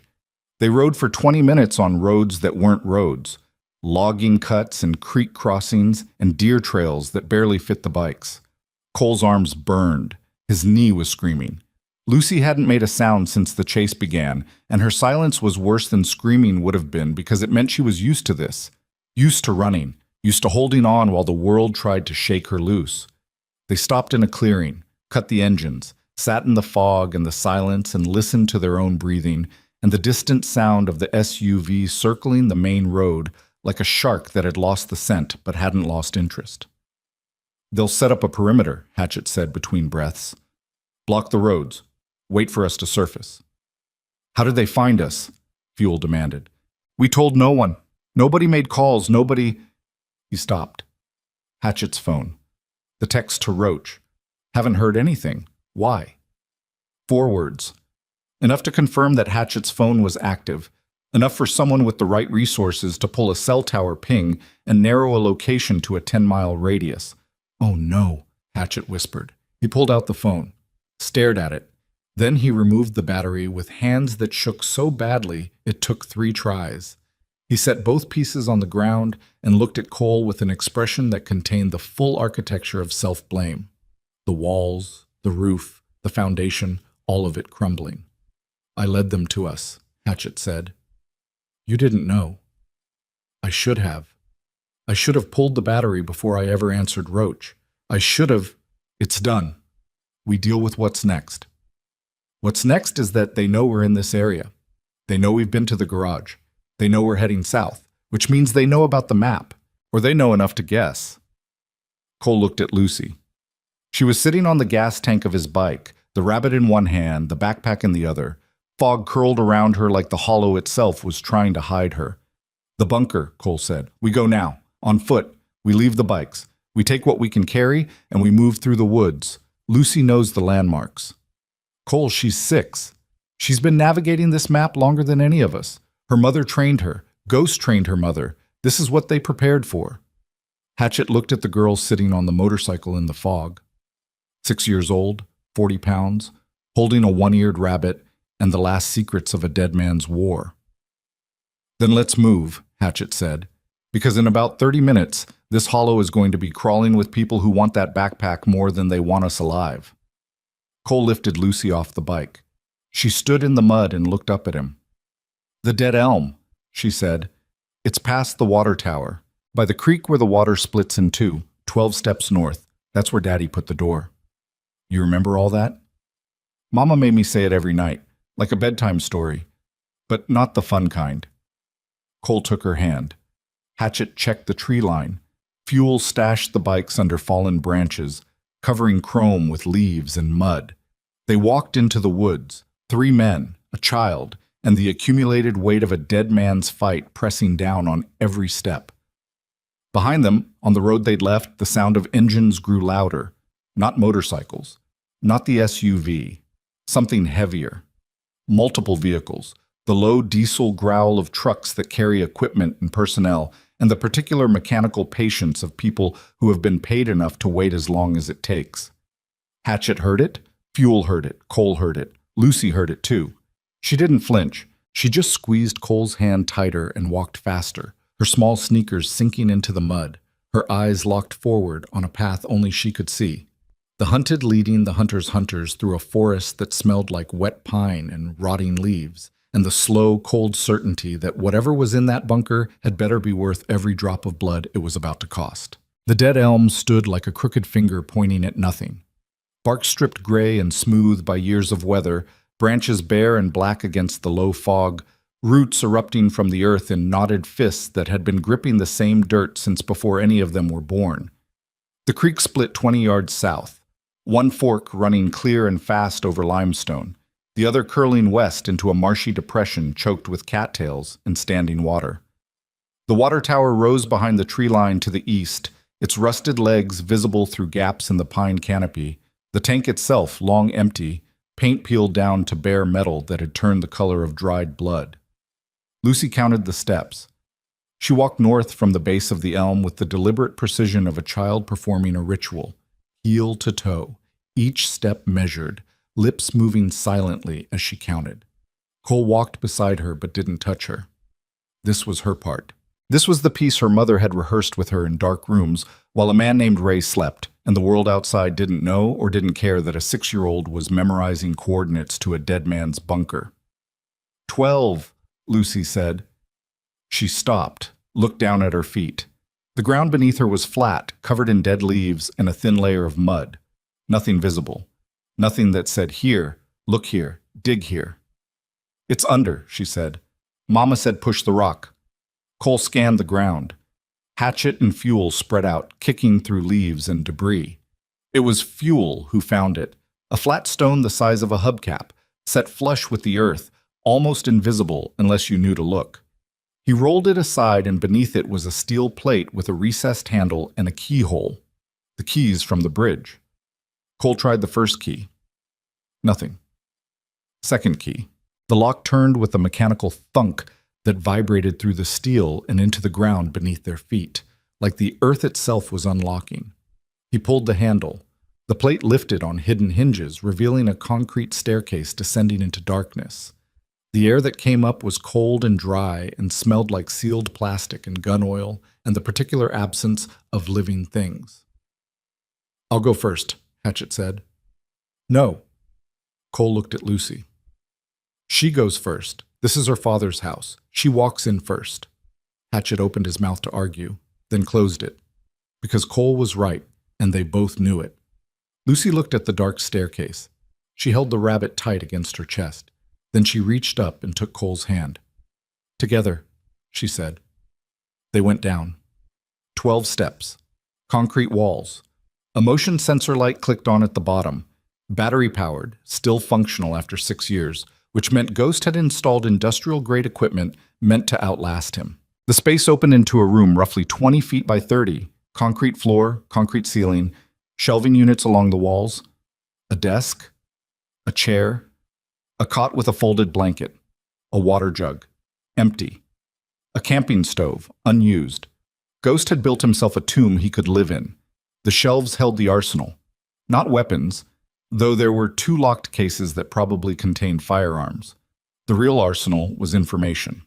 Hard drives, USB drives, memory cards, printed documents in sealed plastic sleeves, organized with tabs and labels in Ghost's precise handwriting.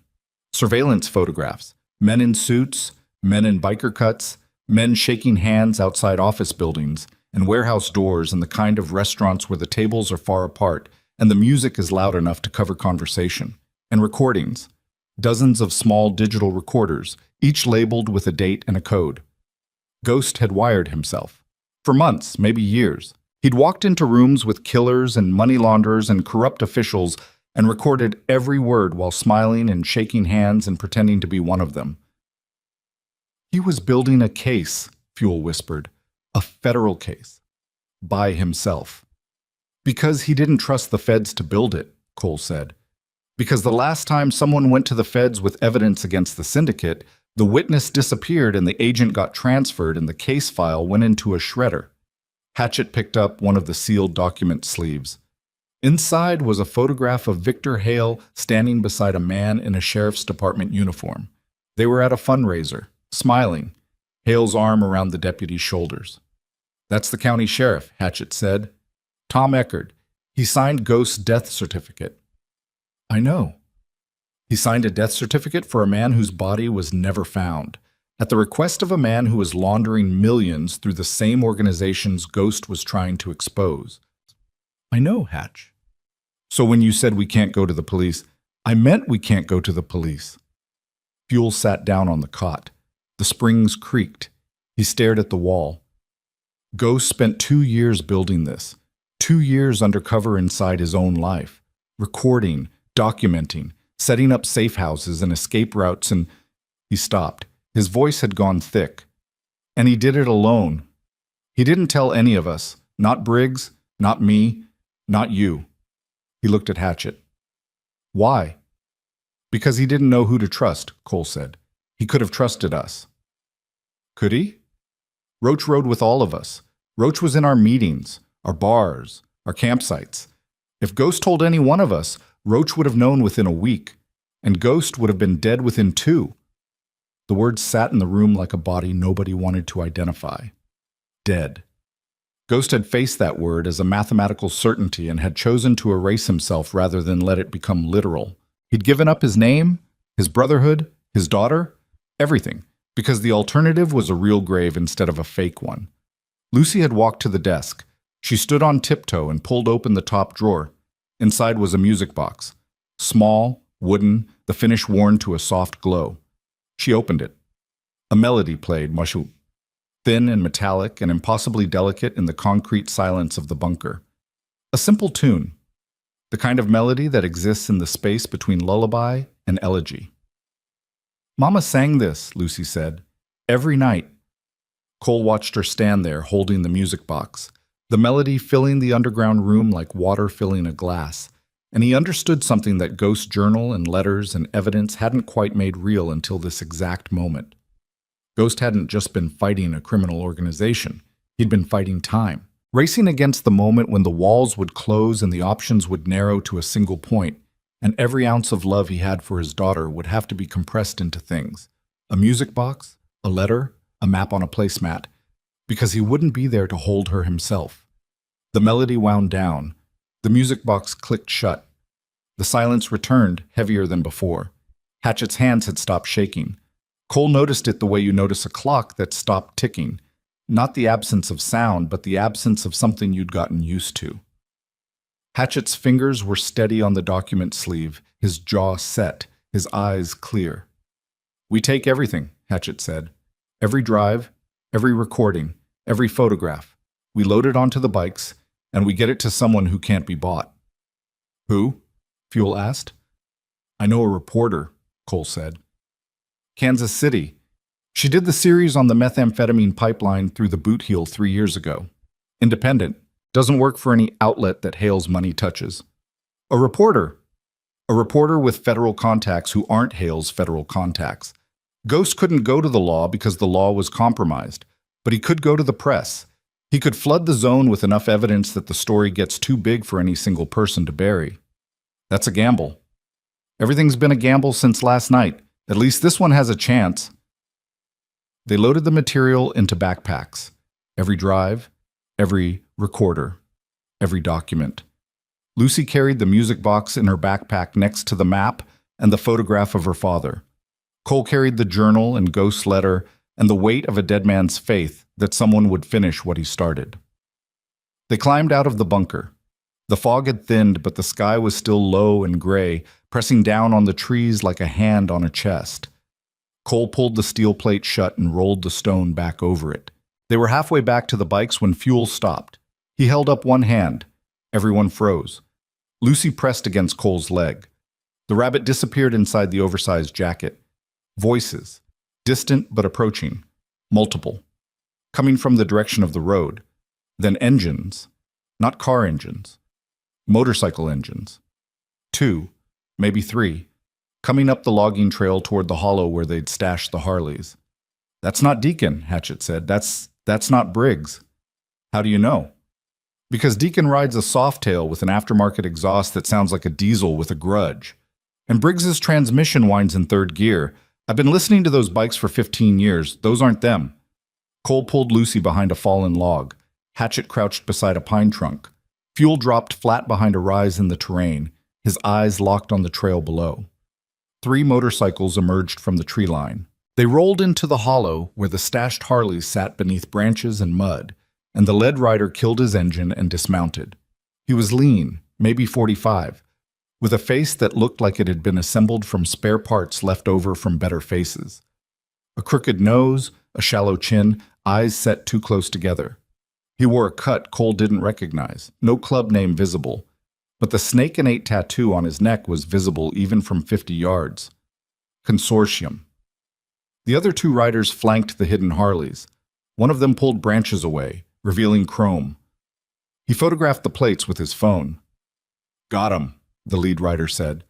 He had a radio clipped to his vest. He keyed it. 3 bikes, stashed in the hollow off the logging cut south of the water tower. 2 more unaccounted. Running the plates now. The radio crackled. A voice came back. Calm, educated, the kind of voice that belonged in a boardroom. "Hold position. The advance team is 20 minutes out. Do not engage. I want the girl alive and the material intact. Everything else is disposable." Cole felt Lucy's hand tighten on his arm. She'd heard it. She'd heard herself reduced to a commodity. The girl, alive, intact, and the rest of them dismissed as collateral. Disposable. The word hung in the cold air between them like a sentence that had already been carried out. "We can't go back to the bikes," Fuel whispered. "We don't need to," Cole said. "We need to move. North. Through the woods. Put distance between us and that hollow." "And go where?" "We're in the middle of nowhere with no vehicles, no phone signal, and a child." "The water tower. There's a service road that runs to it. County maintenance, paved. If we can reach it."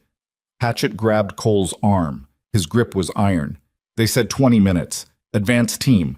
That means they're staging somewhere close. If we hit a road, they'll have it blocked." "Then we don't hit the road. We follow it through the trees and come out past the checkpoint." "With a 6-year-old?" Cole looked down at Lucy. She looked back up at him. Her face was dirty. Her shoes were soaked through. The oversized jacket hung past her knees, but her eyes were steady. "I can walk," she said. "I'm fast." "I know you are. I beat everyone at school in running, even the big kids." "Then stay close to me and run when I run." They moved north, single file. Hatchet on point, then Cole and Lucy, then Fuel covering the rear. The forest was dense enough to hide them, but sparse enough that every snapped branch sounded like a gunshot. Lucy moved with a silence that was unsettling. No stumbling, no complaints, no sound at all except the faint whisper of her wet sneakers on pine needles. She'd learned to move quietly, the way hunted things learn, the way her father must have moved through the last months of his visible life. They'd covered maybe a quarter mile when Cole heard it. A voice. Behind them, shouting. Then the radio crackle of the consortium riders relaying position. "They found our tracks," Fuel said. "Run," Cole said. He picked Lucy up. She wrapped her arms around his neck and locked her legs around his waist and pressed her face into his shoulder. The rabbit bounced against his collarbone. He ran. Branches whipped his face. Roots tried to take his feet. His knee screamed with every stride, a bright electric pain that shot from the joint to the hip and back. Hatchet was ahead of him, crashing through underbrush. Fuel was behind, breathing hard, heavy boots churning mud. They broke through a thicket and hit the service road. Paved. Empty. Stretching north and south through the trees like a gray ribbon laid on green cloth. And there, parked on the shoulder 200 yards north, was a truck. A beat-up Chevy flatbed with a dented fender and a toolbox in the bed, and the particular look of a vehicle that had been working these roads longer than the roads had been paved. "County maintenance," Hatchet said. "Keys," Fuel said. They ran to it. The cab was unlocked. No keys in the ignition. Fuel dropped beneath the steering column. His fingers found wires. 20 seconds. 30. The engine coughed, caught, rumbled to life with a sound like an old dog waking up. Cole threw open the passenger door and put Lucy inside. She scrambled to the middle of the bench seat. Cole climbed in beside her. Hatchet took the far window. Fuel put the truck in gear and they lurched forward, tires biting gravel, the flatbed rattling like it was trying to shake itself apart. Behind them, voices, engines, the sound of pursuit reorganizing. Fuel drove like the road was personal. He pushed the truck through curves it wasn't built for, the chassis groaning, the steering pulling left on every turn.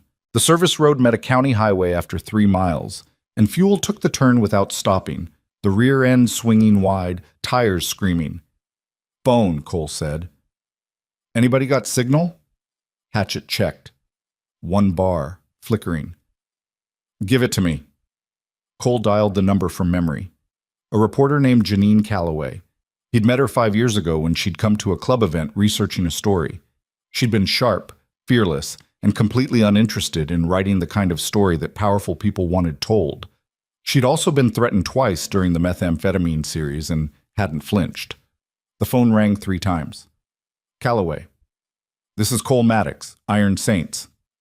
Silence. Then, "It's been a while, Cole. I need a meet. Today. Now. I have material that's going to blow the roof off the boot heel and about half the businesses between here and Kansas City." "What kind of material?" "Recordings, documents, surveillance photos. Financial records connecting Victor Hale to a 14-business laundering operation run through motorcycle clubs." The silence that followed was different. The silence of a reporter hearing a name she recognized attached to a story she hadn't imagined. Victor Hale, the philanthropist. The same. "Cole, that's a—" "I know what it is. I also have a 6-year-old girl in the car with me who's being hunted by the same people Hale pays to keep his secrets buried. We're driving north on Highway 21 in a stolen county maintenance truck with an armed pursuit behind us. I need a place to bring this material that isn't compromised. Not police, not feds. Somewhere clean." "How much material?" "Enough to fill a courtroom for 6 months." "Where are you exactly?" 30 miles south of Van Buren, moving north. "There's a motel on Highway 60 west of Poplar Bluff, the Starlight. It's a dump, but it's cash only, and the owner doesn't ask questions. I can be there in 3 hours. We'll be there in 2. He hung up, handed the phone back to Hatchet. "Who's Calloway?" Hatchet asked. "Our exit strategy." They drove in silence for 20 minutes. Lucy fell asleep between them, her head against Cole's arm, the rabbit against her chest, the backpack wedged between her feet. Cole watched her breathe and thought about Ghost building that bunker, Ghost sealing those drives, Ghost writing that letter with hands that knew they were writing goodbye. The architecture of a father's love expressed entirely through preparation for his own absence. Fuel saw them first. Cole, 2 black SUVs, parked on the shoulder a mile ahead, facing them, not moving, just waiting. "They blocked the highway," Hatchet said. "Can we turn around?" Fuel checked the mirror. 2 more behind us, maybe a mile back. They boxed us. Cole looked at the highway. The SUVs ahead. The SUVs behind. The tree line on both sides. The stolen truck with its rattling flatbed and its pulling steering and its engine that sounded like it was running on stubbornness and fumes. "There," he said. He pointed to a gravel road branching east. A sign read Ozark Ironworks, private property. Below it, in smaller letters, closed. "A steel mill?" Fuel said. "An abandoned steel mill, with buildings, cover, walls. Better than open highway. Cole, drive." Fuel took the turn. The gravel road climbed for half a mile through scrub oak and red cedar, then opened onto a compound that looked like the skeleton of an industrial age that had died and nobody had bothered to bury. 3 main buildings, a smelting hall with a collapsed roof section, a loading dock running the length of the west wall, and an administrative building with boarded windows and a chimney that had cracked down the middle like a broken tooth. Rusted rail tracks ran between the structures, embedded in concrete that had buckled and split. Equipment sat in the yard. A crane with a dangling hook, a forklift tipped on its side, stacks of steel I-beams furred with orange rust. Fuel parked the truck behind the smelting hall, out of sight from the gravel road. They got out. The wind had picked up, cold and raw, carrying the smell of rust and old concrete and the particular emptiness of places where men used to work, and now nothing moves except weather. Lucy woke when Cole lifted her from the cab. She looked at the steel mill with wide eyes. "It's loud," she said. "That's just the wind." "No, the building. It's talking." She was right. The smelting hall groaned and popped in the wind. Steel expanding and contracting, loose panels flapping, the structural complaints of a building slowly losing its argument with gravity. Cole carried her inside. The hall was enormous. A cathedral of rust and shadow, the ceiling 40 feet up where it still existed, open to the sky where it didn't. Old furnaces lined one wall, cold and dark, their mouths gaping like the faces of things that had been fed for decades and then suddenly starved. The floor was concrete, cracked, pooled with rainwater from the collapsed sections. Loading bay doors along the far wall stood open, revealing the dock and beyond it, the tree line and the gray sky. "Hatch, take position at the east entrance. Fuel, west side. I'll stay with Lucy in the center." "And when they come?" Fuel asked. "We hold until Calloway gets here." "With what? Strong language?" Cole reached into Briggs's saddlebag, which Briggs had strapped to his own back before peeling off as a decoy. He'd left it. Deliberate. Inside, beneath the journal and the drives, were two things that hadn't been visible before: a compact .38 revolver and a box of ammunition. Ghosts. From the bunker. Briggs had packed them without saying a word. Cole checked the cylinder. Loaded. He handed the .38 to Hatchet and pulled his own piece. A Colt. .45 he'd carried in his saddlebag for 11 years and fired exactly twice, both times at coyotes threatening a ranch dog outside Springfield. "2 guns," Fuel said, "against however many they're sending." "2 guns in a building full of steel," Cole said, "and 3 men who aren't leaving without that girl." Fuel stared at him. Then he picked up a length of steel rebar from the floor, 4 feet long, heavy, rust flaking off it like dry skin. He weighed it in his hands. 4 feet of iron counts for something, he said. They waited. It didn't take long. The first SUV came up the gravel road at 3:12 in the afternoon. It stopped at the entrance to the compound. Doors opened. 4 men got out. 2 wore tactical vests. 1 carried a rifle slung across his chest. The 4th wore a long coat and no visible weapon, which meant he was either in charge or stupid, and the way the others deferred to him said it wasn't the second option. 2 more SUVs arrived within minutes. 8 more men, some armed visibly, some not.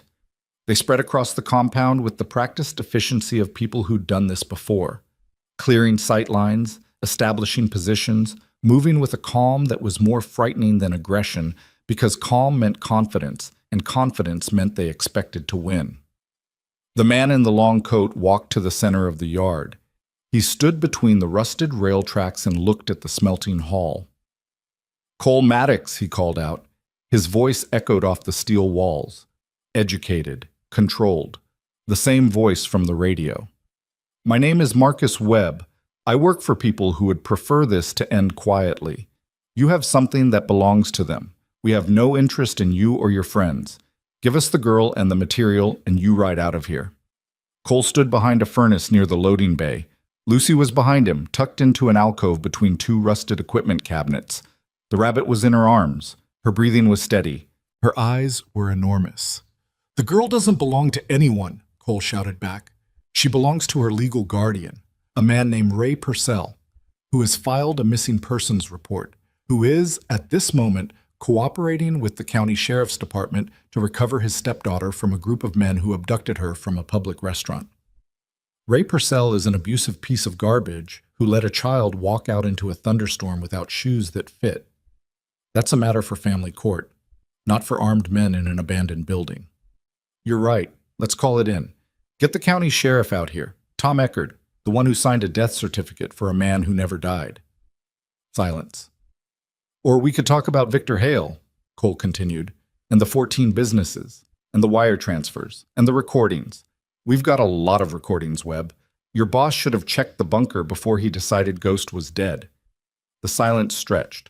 Cole could feel it vibrating. The tension of a man recalculating, adjusting, running through options like a dealer shuffling cards. "Mr. Maddox," Webb said finally, "if you have what you say you have, then you understand the scale of what you're dealing with. These are not people who negotiate. These are not people who lose.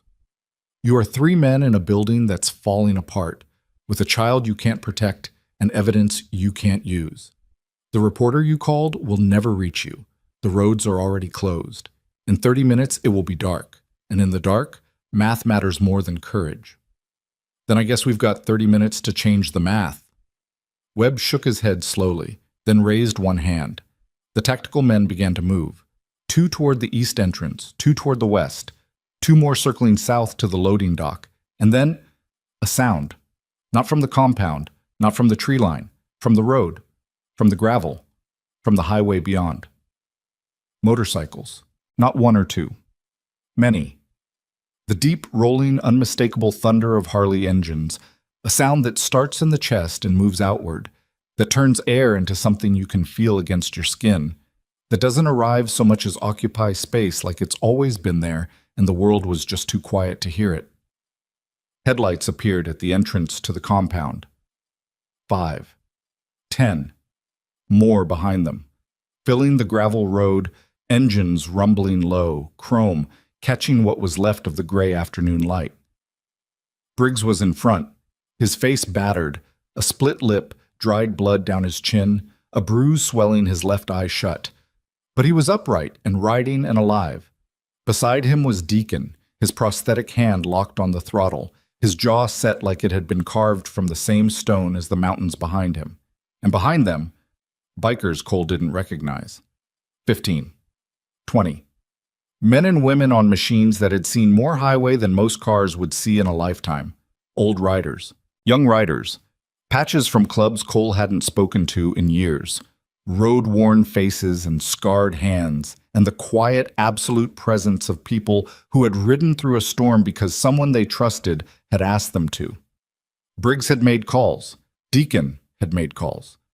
In the hours since they'd peeled off as decoys, they'd reached into the network that Ghost had spent years building.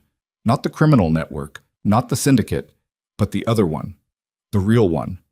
The web of riders who remembered Ghost, who owed him, who believed in the thing that motorcycle brotherhood was supposed to mean before men like Victor Hale turned it into a money pipeline. They filled the compound, engines rumbling, headlights blazing, 23 motorcycles forming a wall of chrome and noise between Webb's men and the smelting hall. Webb's team stopped moving. The math had changed. Briggs dismounted and walked toward the smelting hall. Blood dripped from his chin onto his cut. He didn't wipe it. "Got your message," he said to no one in particular. Then he looked at Webb. "You want the girl? Come through us." Webb surveyed the compound. 12 men with weapons, 23 bikers with engines and fury, and the particular immovability of people who had stopped calculating the odds and started calculating the cost of walking away from something that mattered. His phone rang. He answered, listened. His face didn't change, but something behind it did.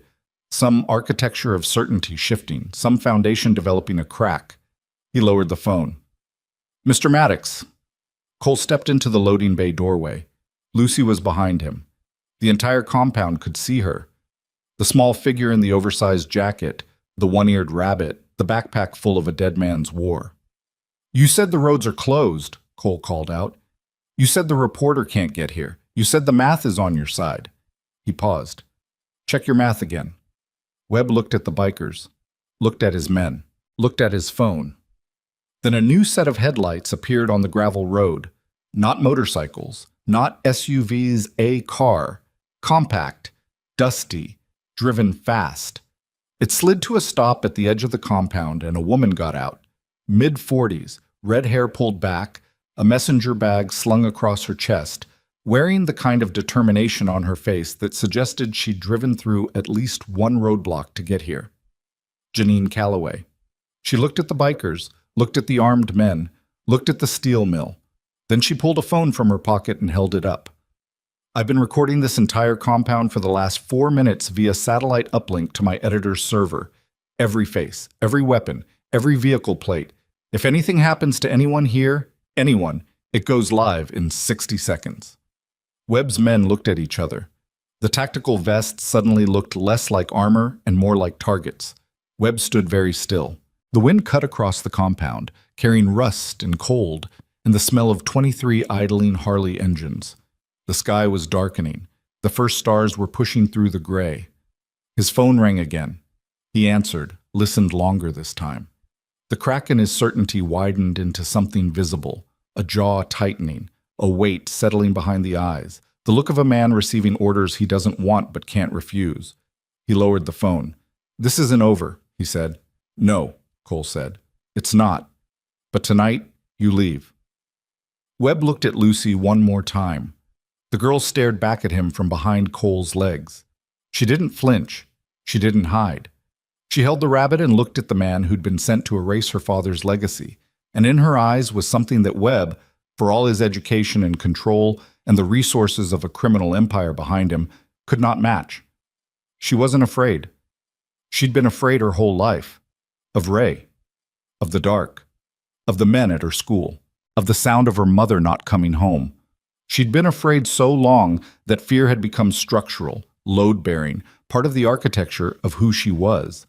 But tonight, standing behind a man who'd carried her through a storm, surrounded by the thunder of machines her father had loved, she discovered something fear hadn't prepared her for. She wasn't alone. Webb turned. He walked back to his vehicle. His men followed. One by one, the SUVs backed out of the compound, headlights sweeping across chrome and rust, and the faces of 23 riders who watched them leave with the silence of people who understand that winning a battle doesn't end a war. The engines faded.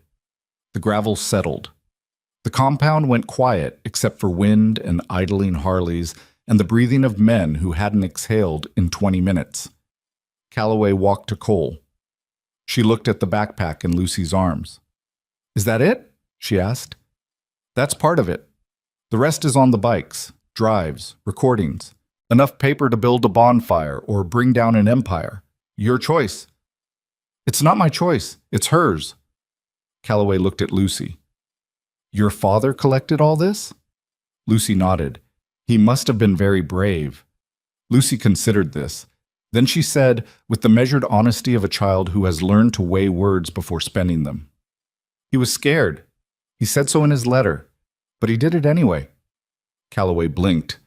Then she crouched down until she was eye level with the girl. "That's what brave means," she said. The night came down around the compound like a curtain being drawn across a stage. Bikers dismounted. Someone produced a camp stove and made coffee. Someone else found blankets in a saddlebag. Briggs sat on an overturned I-beam and let Deacon clean the cut above his eye with a first aid kit held together with duct tape. Hatchet stood at the edge of the compound, smoking a cigarette, watching the road. His hands were steady. Cole sat on the loading dock with Lucy beside him. She'd eaten half a protein bar someone had offered and was now leaning against his arm with the rabbit in her lap and the music box in her hands. She turned the key. The melody played, thin and small and somehow louder than everything else. "Cole?" she said. "Yeah." "The man said it's not over." "He's right. It's not." "What happens next?" Cole looked at the bikers gathered in the yard.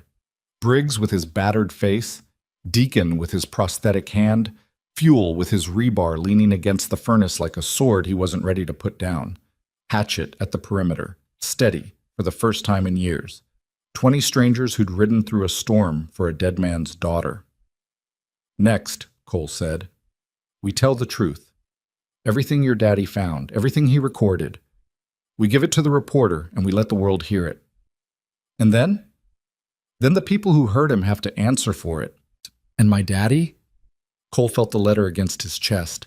Ghost's handwriting, ghost's fear, ghost's love compressed into ink and paper, and the desperate hope that someone would come.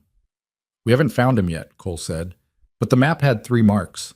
We've been to all 3, which means if your daddy is still out there, he's not at the end of a map. He's at the end of a choice he made 6 years ago." Lucy turned the music box key again. The melody played. "He'll come," she said. "How do you know?" "Because the bad men came for me. And Mama said if the bad men ever come, Daddy comes too. That's the promise." Cole put his arm around her. She was small and warm and impossibly certain. From the road, deep in the darkness beyond the compound, came a sound. A single motorcycle engine. Not coming from the direction of the highway. Not from the county road. From the south. From the deep country. From the direction of the bunker and the dead elm and the place where a man had buried his last secrets beneath 12 steps of earth, everyone heard it. Every biker in the compound turned toward the sound. Calloway lowered her phone. Hatchet dropped his cigarette. The engine grew louder, closer. A single headlight appeared through the trees, cutting through the dark like a blade, steady, unhurried, approaching with the deliberate pace of someone who has been traveling a very long time and has finally found the road that leads to the last place they need to be. Lucy stood up on the loading dock. The rabbit fell from her lap. She stared into the headlight with an expression that Cole would remember for the rest of his life. Not hope, not joy, not the simple happiness of a child seeing something she wanted. Something older than all of those. Something that existed in the space between a promise made and a promise kept. The motorcycle entered the compound.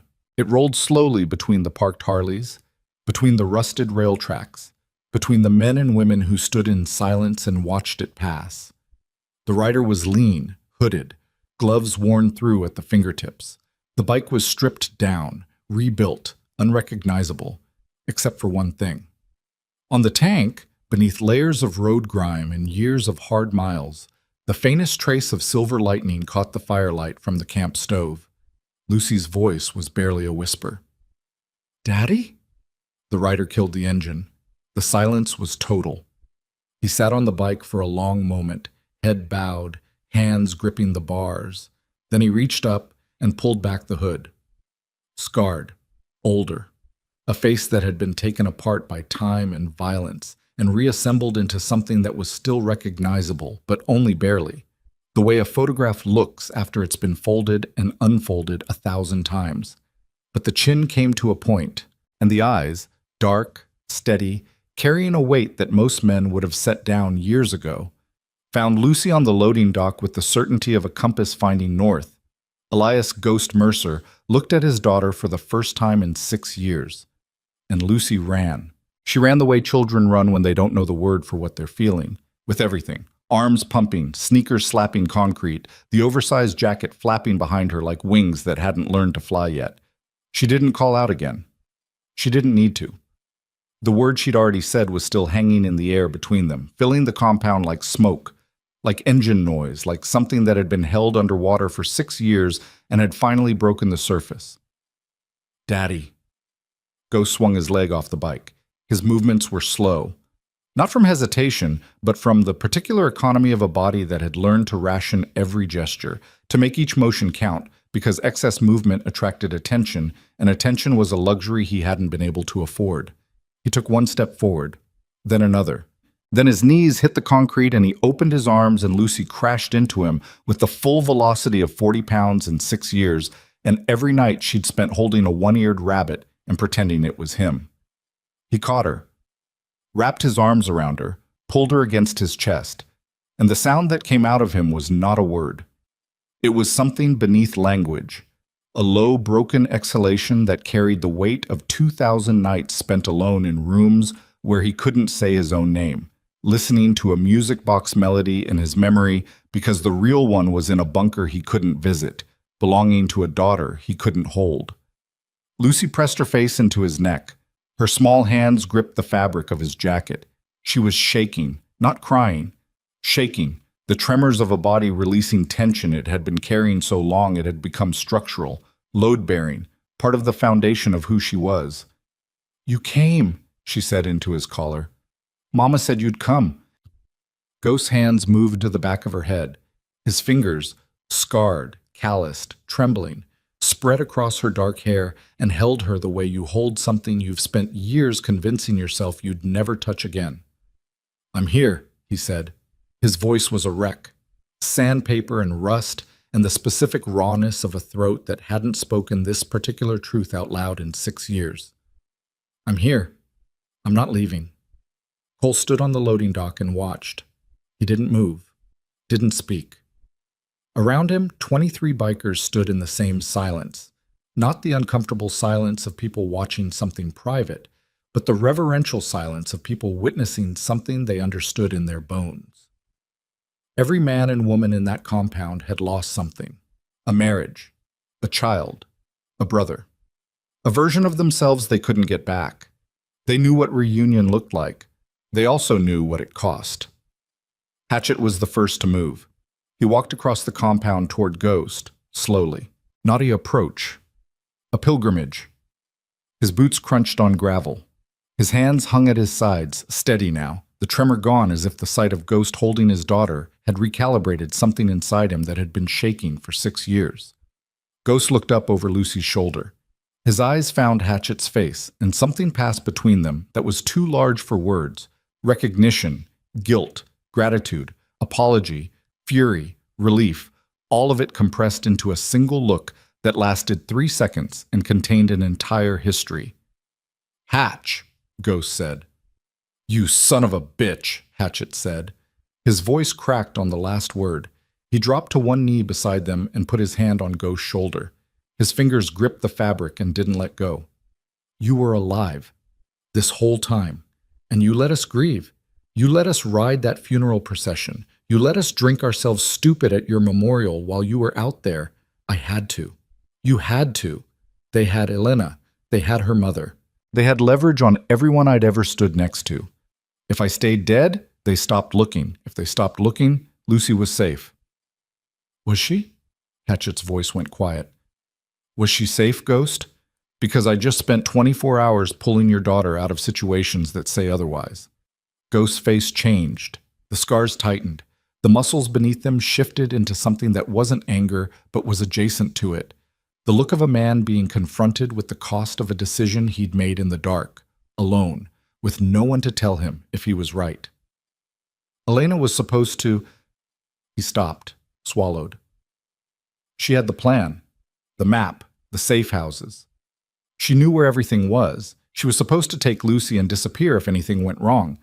But then she met Ray, and Ray... "We know about Ray," Cole said from the dock. Ghost looked at him.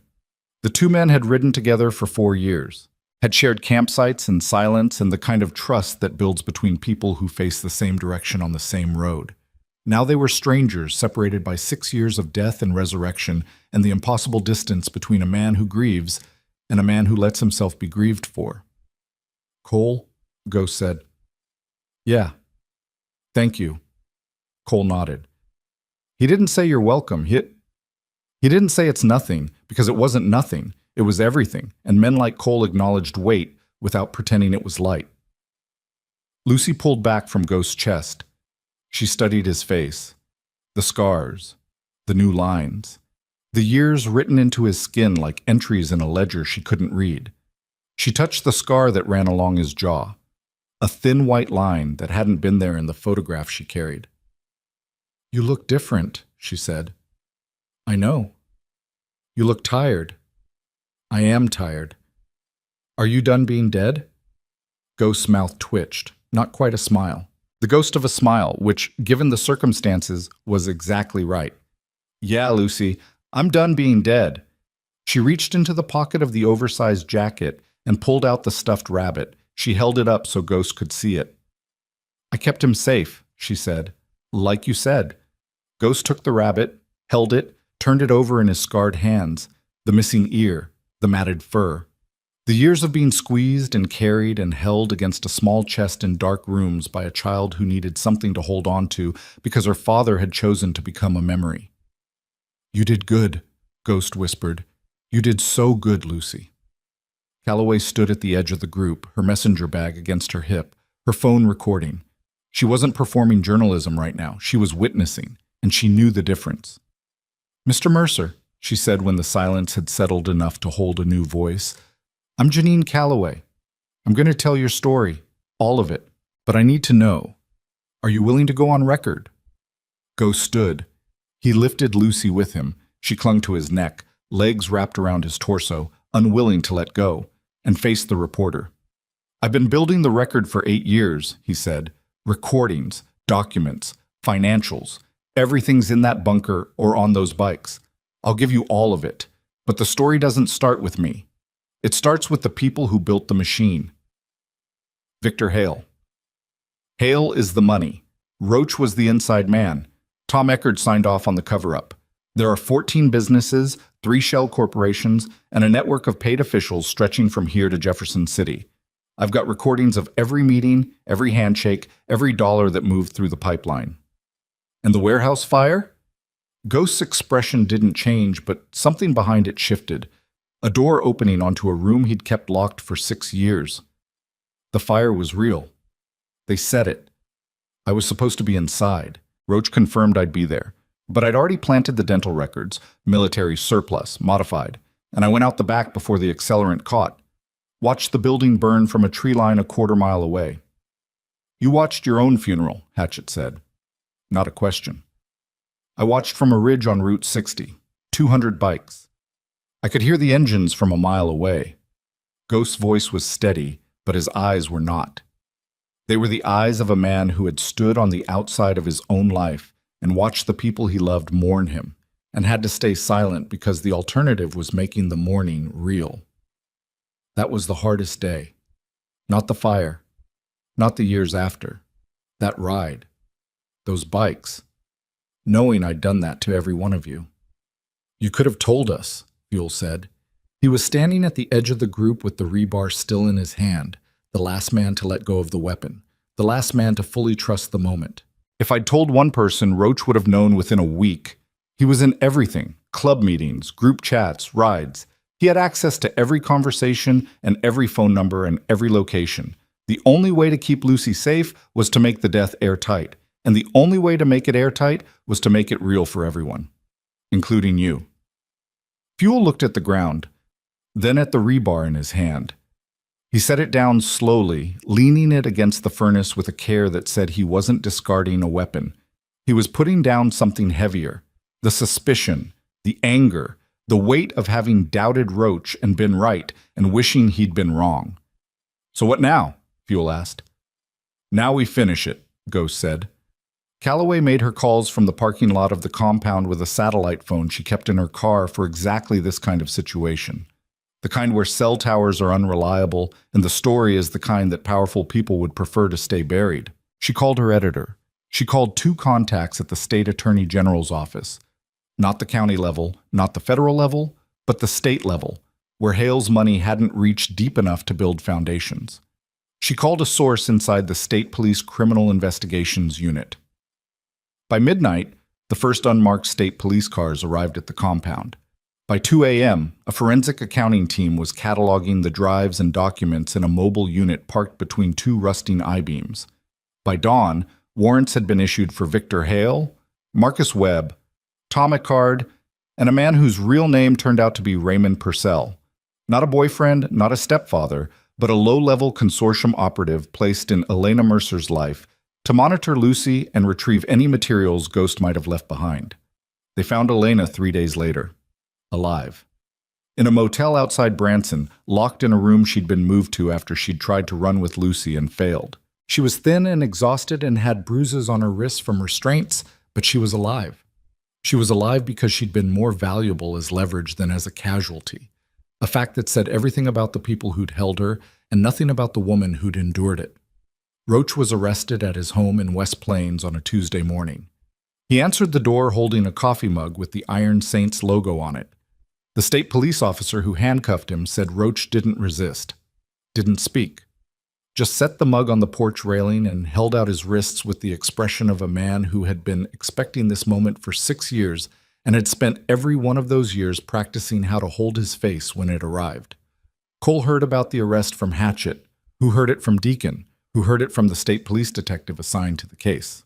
The chain of communication was deliberate, each man telling the next, allowing the information to travel through the Brotherhood the same way a funeral notification travels, with weight and gravity, and the understanding that what's being shared changes the shape of everything that came before. Nobody said Roach deserved it. Nobody said he had it coming. The men who had ridden with him for 15 years simply absorbed the truth and let it settle into the same place where they kept their other losses. The marriages, the friends, the versions of themselves they'd left on highways and in bars, and in the quiet hours before dawn, when honesty comes whether you invite it or not. Victor Hale's arrest made the news. Calloway's story ran on 4 platforms simultaneously. Her independent publication, a national wire service, a regional television affiliate, and a podcast that reached 1.2 million listeners in its first week. The story was meticulously sourced. drawing on ghost recordings, his financial documentation, and on-camera interviews with 5 members of the Iron Saints and 11 former employees of Hale's shell corporations who had been waiting for someone to ask the right questions. Hale's lawyers issued a statement calling the allegations fabricated. His foundation issued a statement expressing confidence in the legal process. His business partners issued no statements at all, which said more than any press release could. The trial would take months, maybe years. The machinery of justice moves at the speed of paperwork, and paperwork moves at the speed of bureaucracy, and bureaucracy moves at the speed of people who are paid by the hour. But the evidence was in clean hands now. Calloway had copies. The state AG had copies. The forensic accountants had copies. The story was too wide, too public, too documented to disappear into a filing cabinet or a shredder.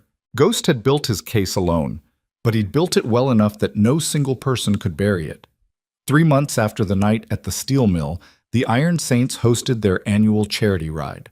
The route ran from Poplar Bluff to West Plains and back, 112 miles of Ozark Highway that curved through river valleys and climbed limestone ridges and ran straight through the kind of open country where the sky is so big it makes you feel both small and infinite at the same time. Cole woke at 5 a.m. in the house he rented outside Donovan.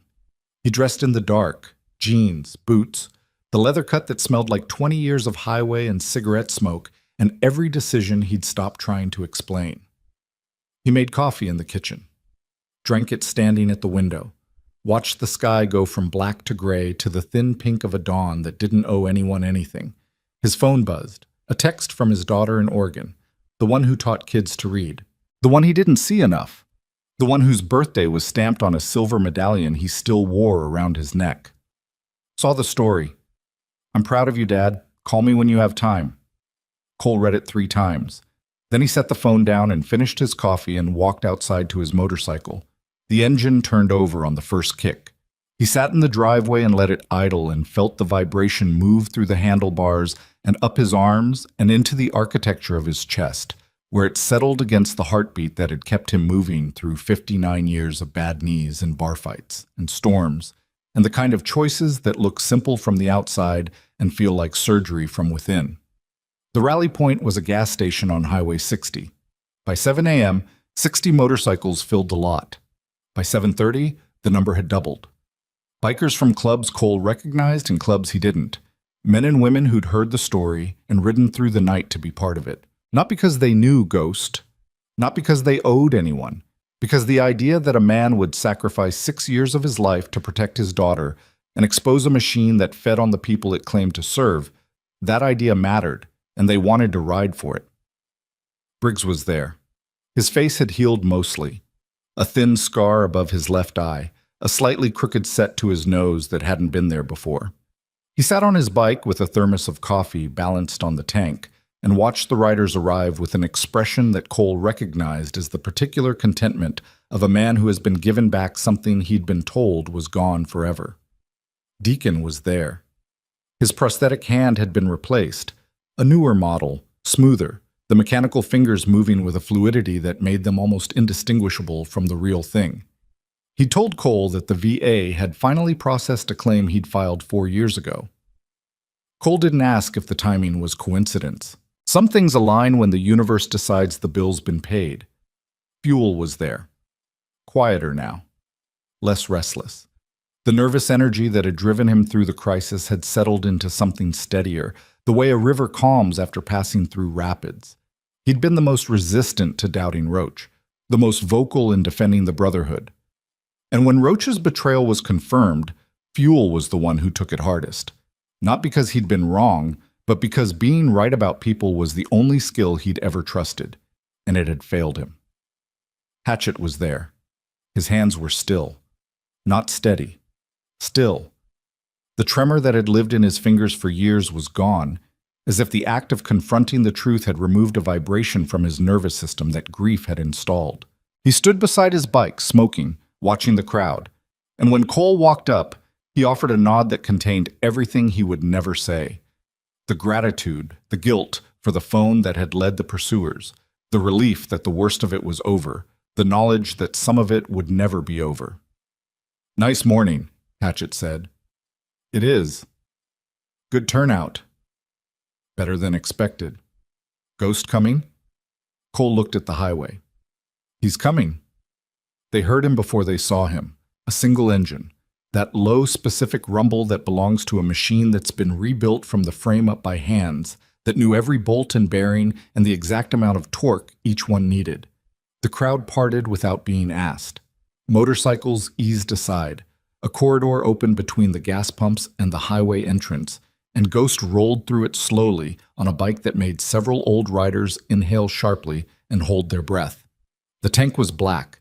The lightning bolt was silver. The skull sat just below the fuel cap, hand-painted in a style that looked like scrimshaw. Delicate, detailed, the work of a man who understood that art and mechanics are the same discipline practiced at different scales. Ghost had rebuilt his bike. From memory, from love, from the same obsessive precision that had driven him to document every dollar and record every conversation and build a bunker beneath a dead elm tree. And behind him, on the passenger seat, wearing a helmet that was slightly too big and a leather jacket that had been cut down and restitched to fit a child's frame, sat Lucy. She held on to her father's waist the way she'd held on to Cole's, tight, certain, with the grip of someone who has learned that letting go is the one thing she will never do again. The one-eared rabbit was zipped inside the jacket, its head poking out near the collar. Lucy's eyes were visible below the helmet's visor. Dark, watchful, but different now. The surveillance was still there. The assessment. But beneath it was something new, something that hadn't been there in the diner. Trust. Ghost parked at the front of the formation. He killed the engine. The silence was absolute. 130 motorcycles and 300 people, and not a single sound except wind and breathing. Elena stood by the gas station entrance. She was thin still, the recovery from her captivity written in her cheekbones and the careful way she moved. But her eyes were clear and her posture was straight, and she watched her daughter sitting on the back of her father's motorcycle with the expression of a woman who has survived something that should have destroyed her and has decided to call that survival not luck but will. Lucy climbed off the bike. She removed the helmet. She looked at the crowd of bikers and their machines and the sheer volume of chrome and leather and scarred hands and weathered faces gathered in a gas station parking lot at 7:30 on a Saturday morning. A young rider, 20-something, new to the life, new to the road, ink still fresh on his forearms, walked up to Ghost's bike. He studied it with the reverence of a kid examining something he'd only heard about in stories. "That's a beautiful machine," he said. Lucy looked at the bike, then at her father, then at the young rider. "My dad has a bike like that," she said. And this time, nobody froze. This time, every biker within earshot smiled. Some laughed. Some looked away to hide the heat behind their eyes. Briggs put his face in his hands. Hatchet dropped his cigarette and didn't bother picking it up. Fuel turned his back to the crowd and stood very still for a long moment, his shoulders rising and falling with the kind of breath you take when you're letting go of something you've been carrying so long you forgot it wasn't part of your body. Ghost lifted Lucy back onto the bike. He pulled his own helmet on. He looked at Cole, who sat on his Harley at the front of the formation, and the two men exchanged a look that didn't need words. It was the look of a road captain acknowledging a rider, a survivor acknowledging a rescuer, a dead man acknowledging the living man who refused to let a 6-year-old girl become collateral in someone else's war. Cole kicked his engine over. The sound rippled through the parking lot. One by one, 130 motorcycles followed. A wave of ignition rolling backward through the formation like thunder building, each engine adding its voice to a chorus that shook the windows of the gas station and sent vibrations through the concrete and into the earth beneath it. Cole pulled onto the highway. Ghost rode beside him. Lucy held on. Behind them, the formation stretched back a quarter mile. A river of chrome and paint and the collective weight of people who had found something worth riding for. The highway opened up. The Ozark Hills rolled green and endless beneath a sky that had finally decided to be blue. The air smelled like pine and warm asphalt and the first cut of summer. The wind caught Lucy's jacket and filled it like a sail. The rabbit's one ear flapped in the slipstream. Elena followed in a car driven by Darlene, the farmhouse woman who had asked no questions and given blankets and made eggs and locked a kitchen window without being asked. The two women rode in comfortable silence, watching the formation through the windshield, And Darlene reached over at one point and squeezed Elena's hand without looking at her, the way women do when words aren't the point. The ride lasted 3 hours. They stopped once, at a diner. Not the diner where Lucy had sat beside a broken jukebox. A different one. Bigger, brighter, with a jukebox that actually worked. Cole ordered coffee. Lucy ordered hot chocolate. This time she drank it. Ghost sat beside her in the booth. He didn't speak much. He'd spent 6 years in silence, and the habit was deep, structural, woven into the way he held his shoulders and positioned his body and measured the distance between himself and every exit. But his hand rested on Lucy's head, gently, barely touching, the weight of a father's palm on his daughter's hair. And that was enough. That was language. That was the whole conversation. Briggs slid into the booth across from them. He looked at Ghost. "You owe me a beer," Briggs said. "I owe you more than that." "Start with the beer. We'll negotiate the rest." Ghost almost smiled, the closest he'd come, a slight movement at the corners of his mouth that suggested the machinery of joy was still there, still functional, just rusted from disuse. "The skull on the tank," Briggs said. "You repainted it." "From memory." "It still looks like a tattoo on a gas tank." "It's supposed to." Briggs looked at the table, then at Lucy, then at Ghost. "I would have come for you," he said. "If I'd known. If you'd told me. I would have come." "I know," Ghost said. "That's why I couldn't tell you. Because you would have come, and they would have killed you, and then Lucy would have lost 2 people instead of 1. Briggs absorbed this, the logic of it. The terrible, airtight, heartbreaking logic of a man who had loved his brothers enough to let them grieve rather than risk their lives. "Don't do it again," Briggs said. "I won't." "I mean it, Ghost. Don't ever disappear on us again. I don't care what's coming. I don't care how bad it gets. You pick up the phone. You call. You let us ride."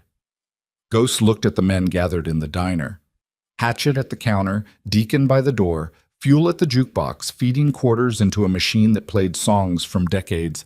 None of them would get back.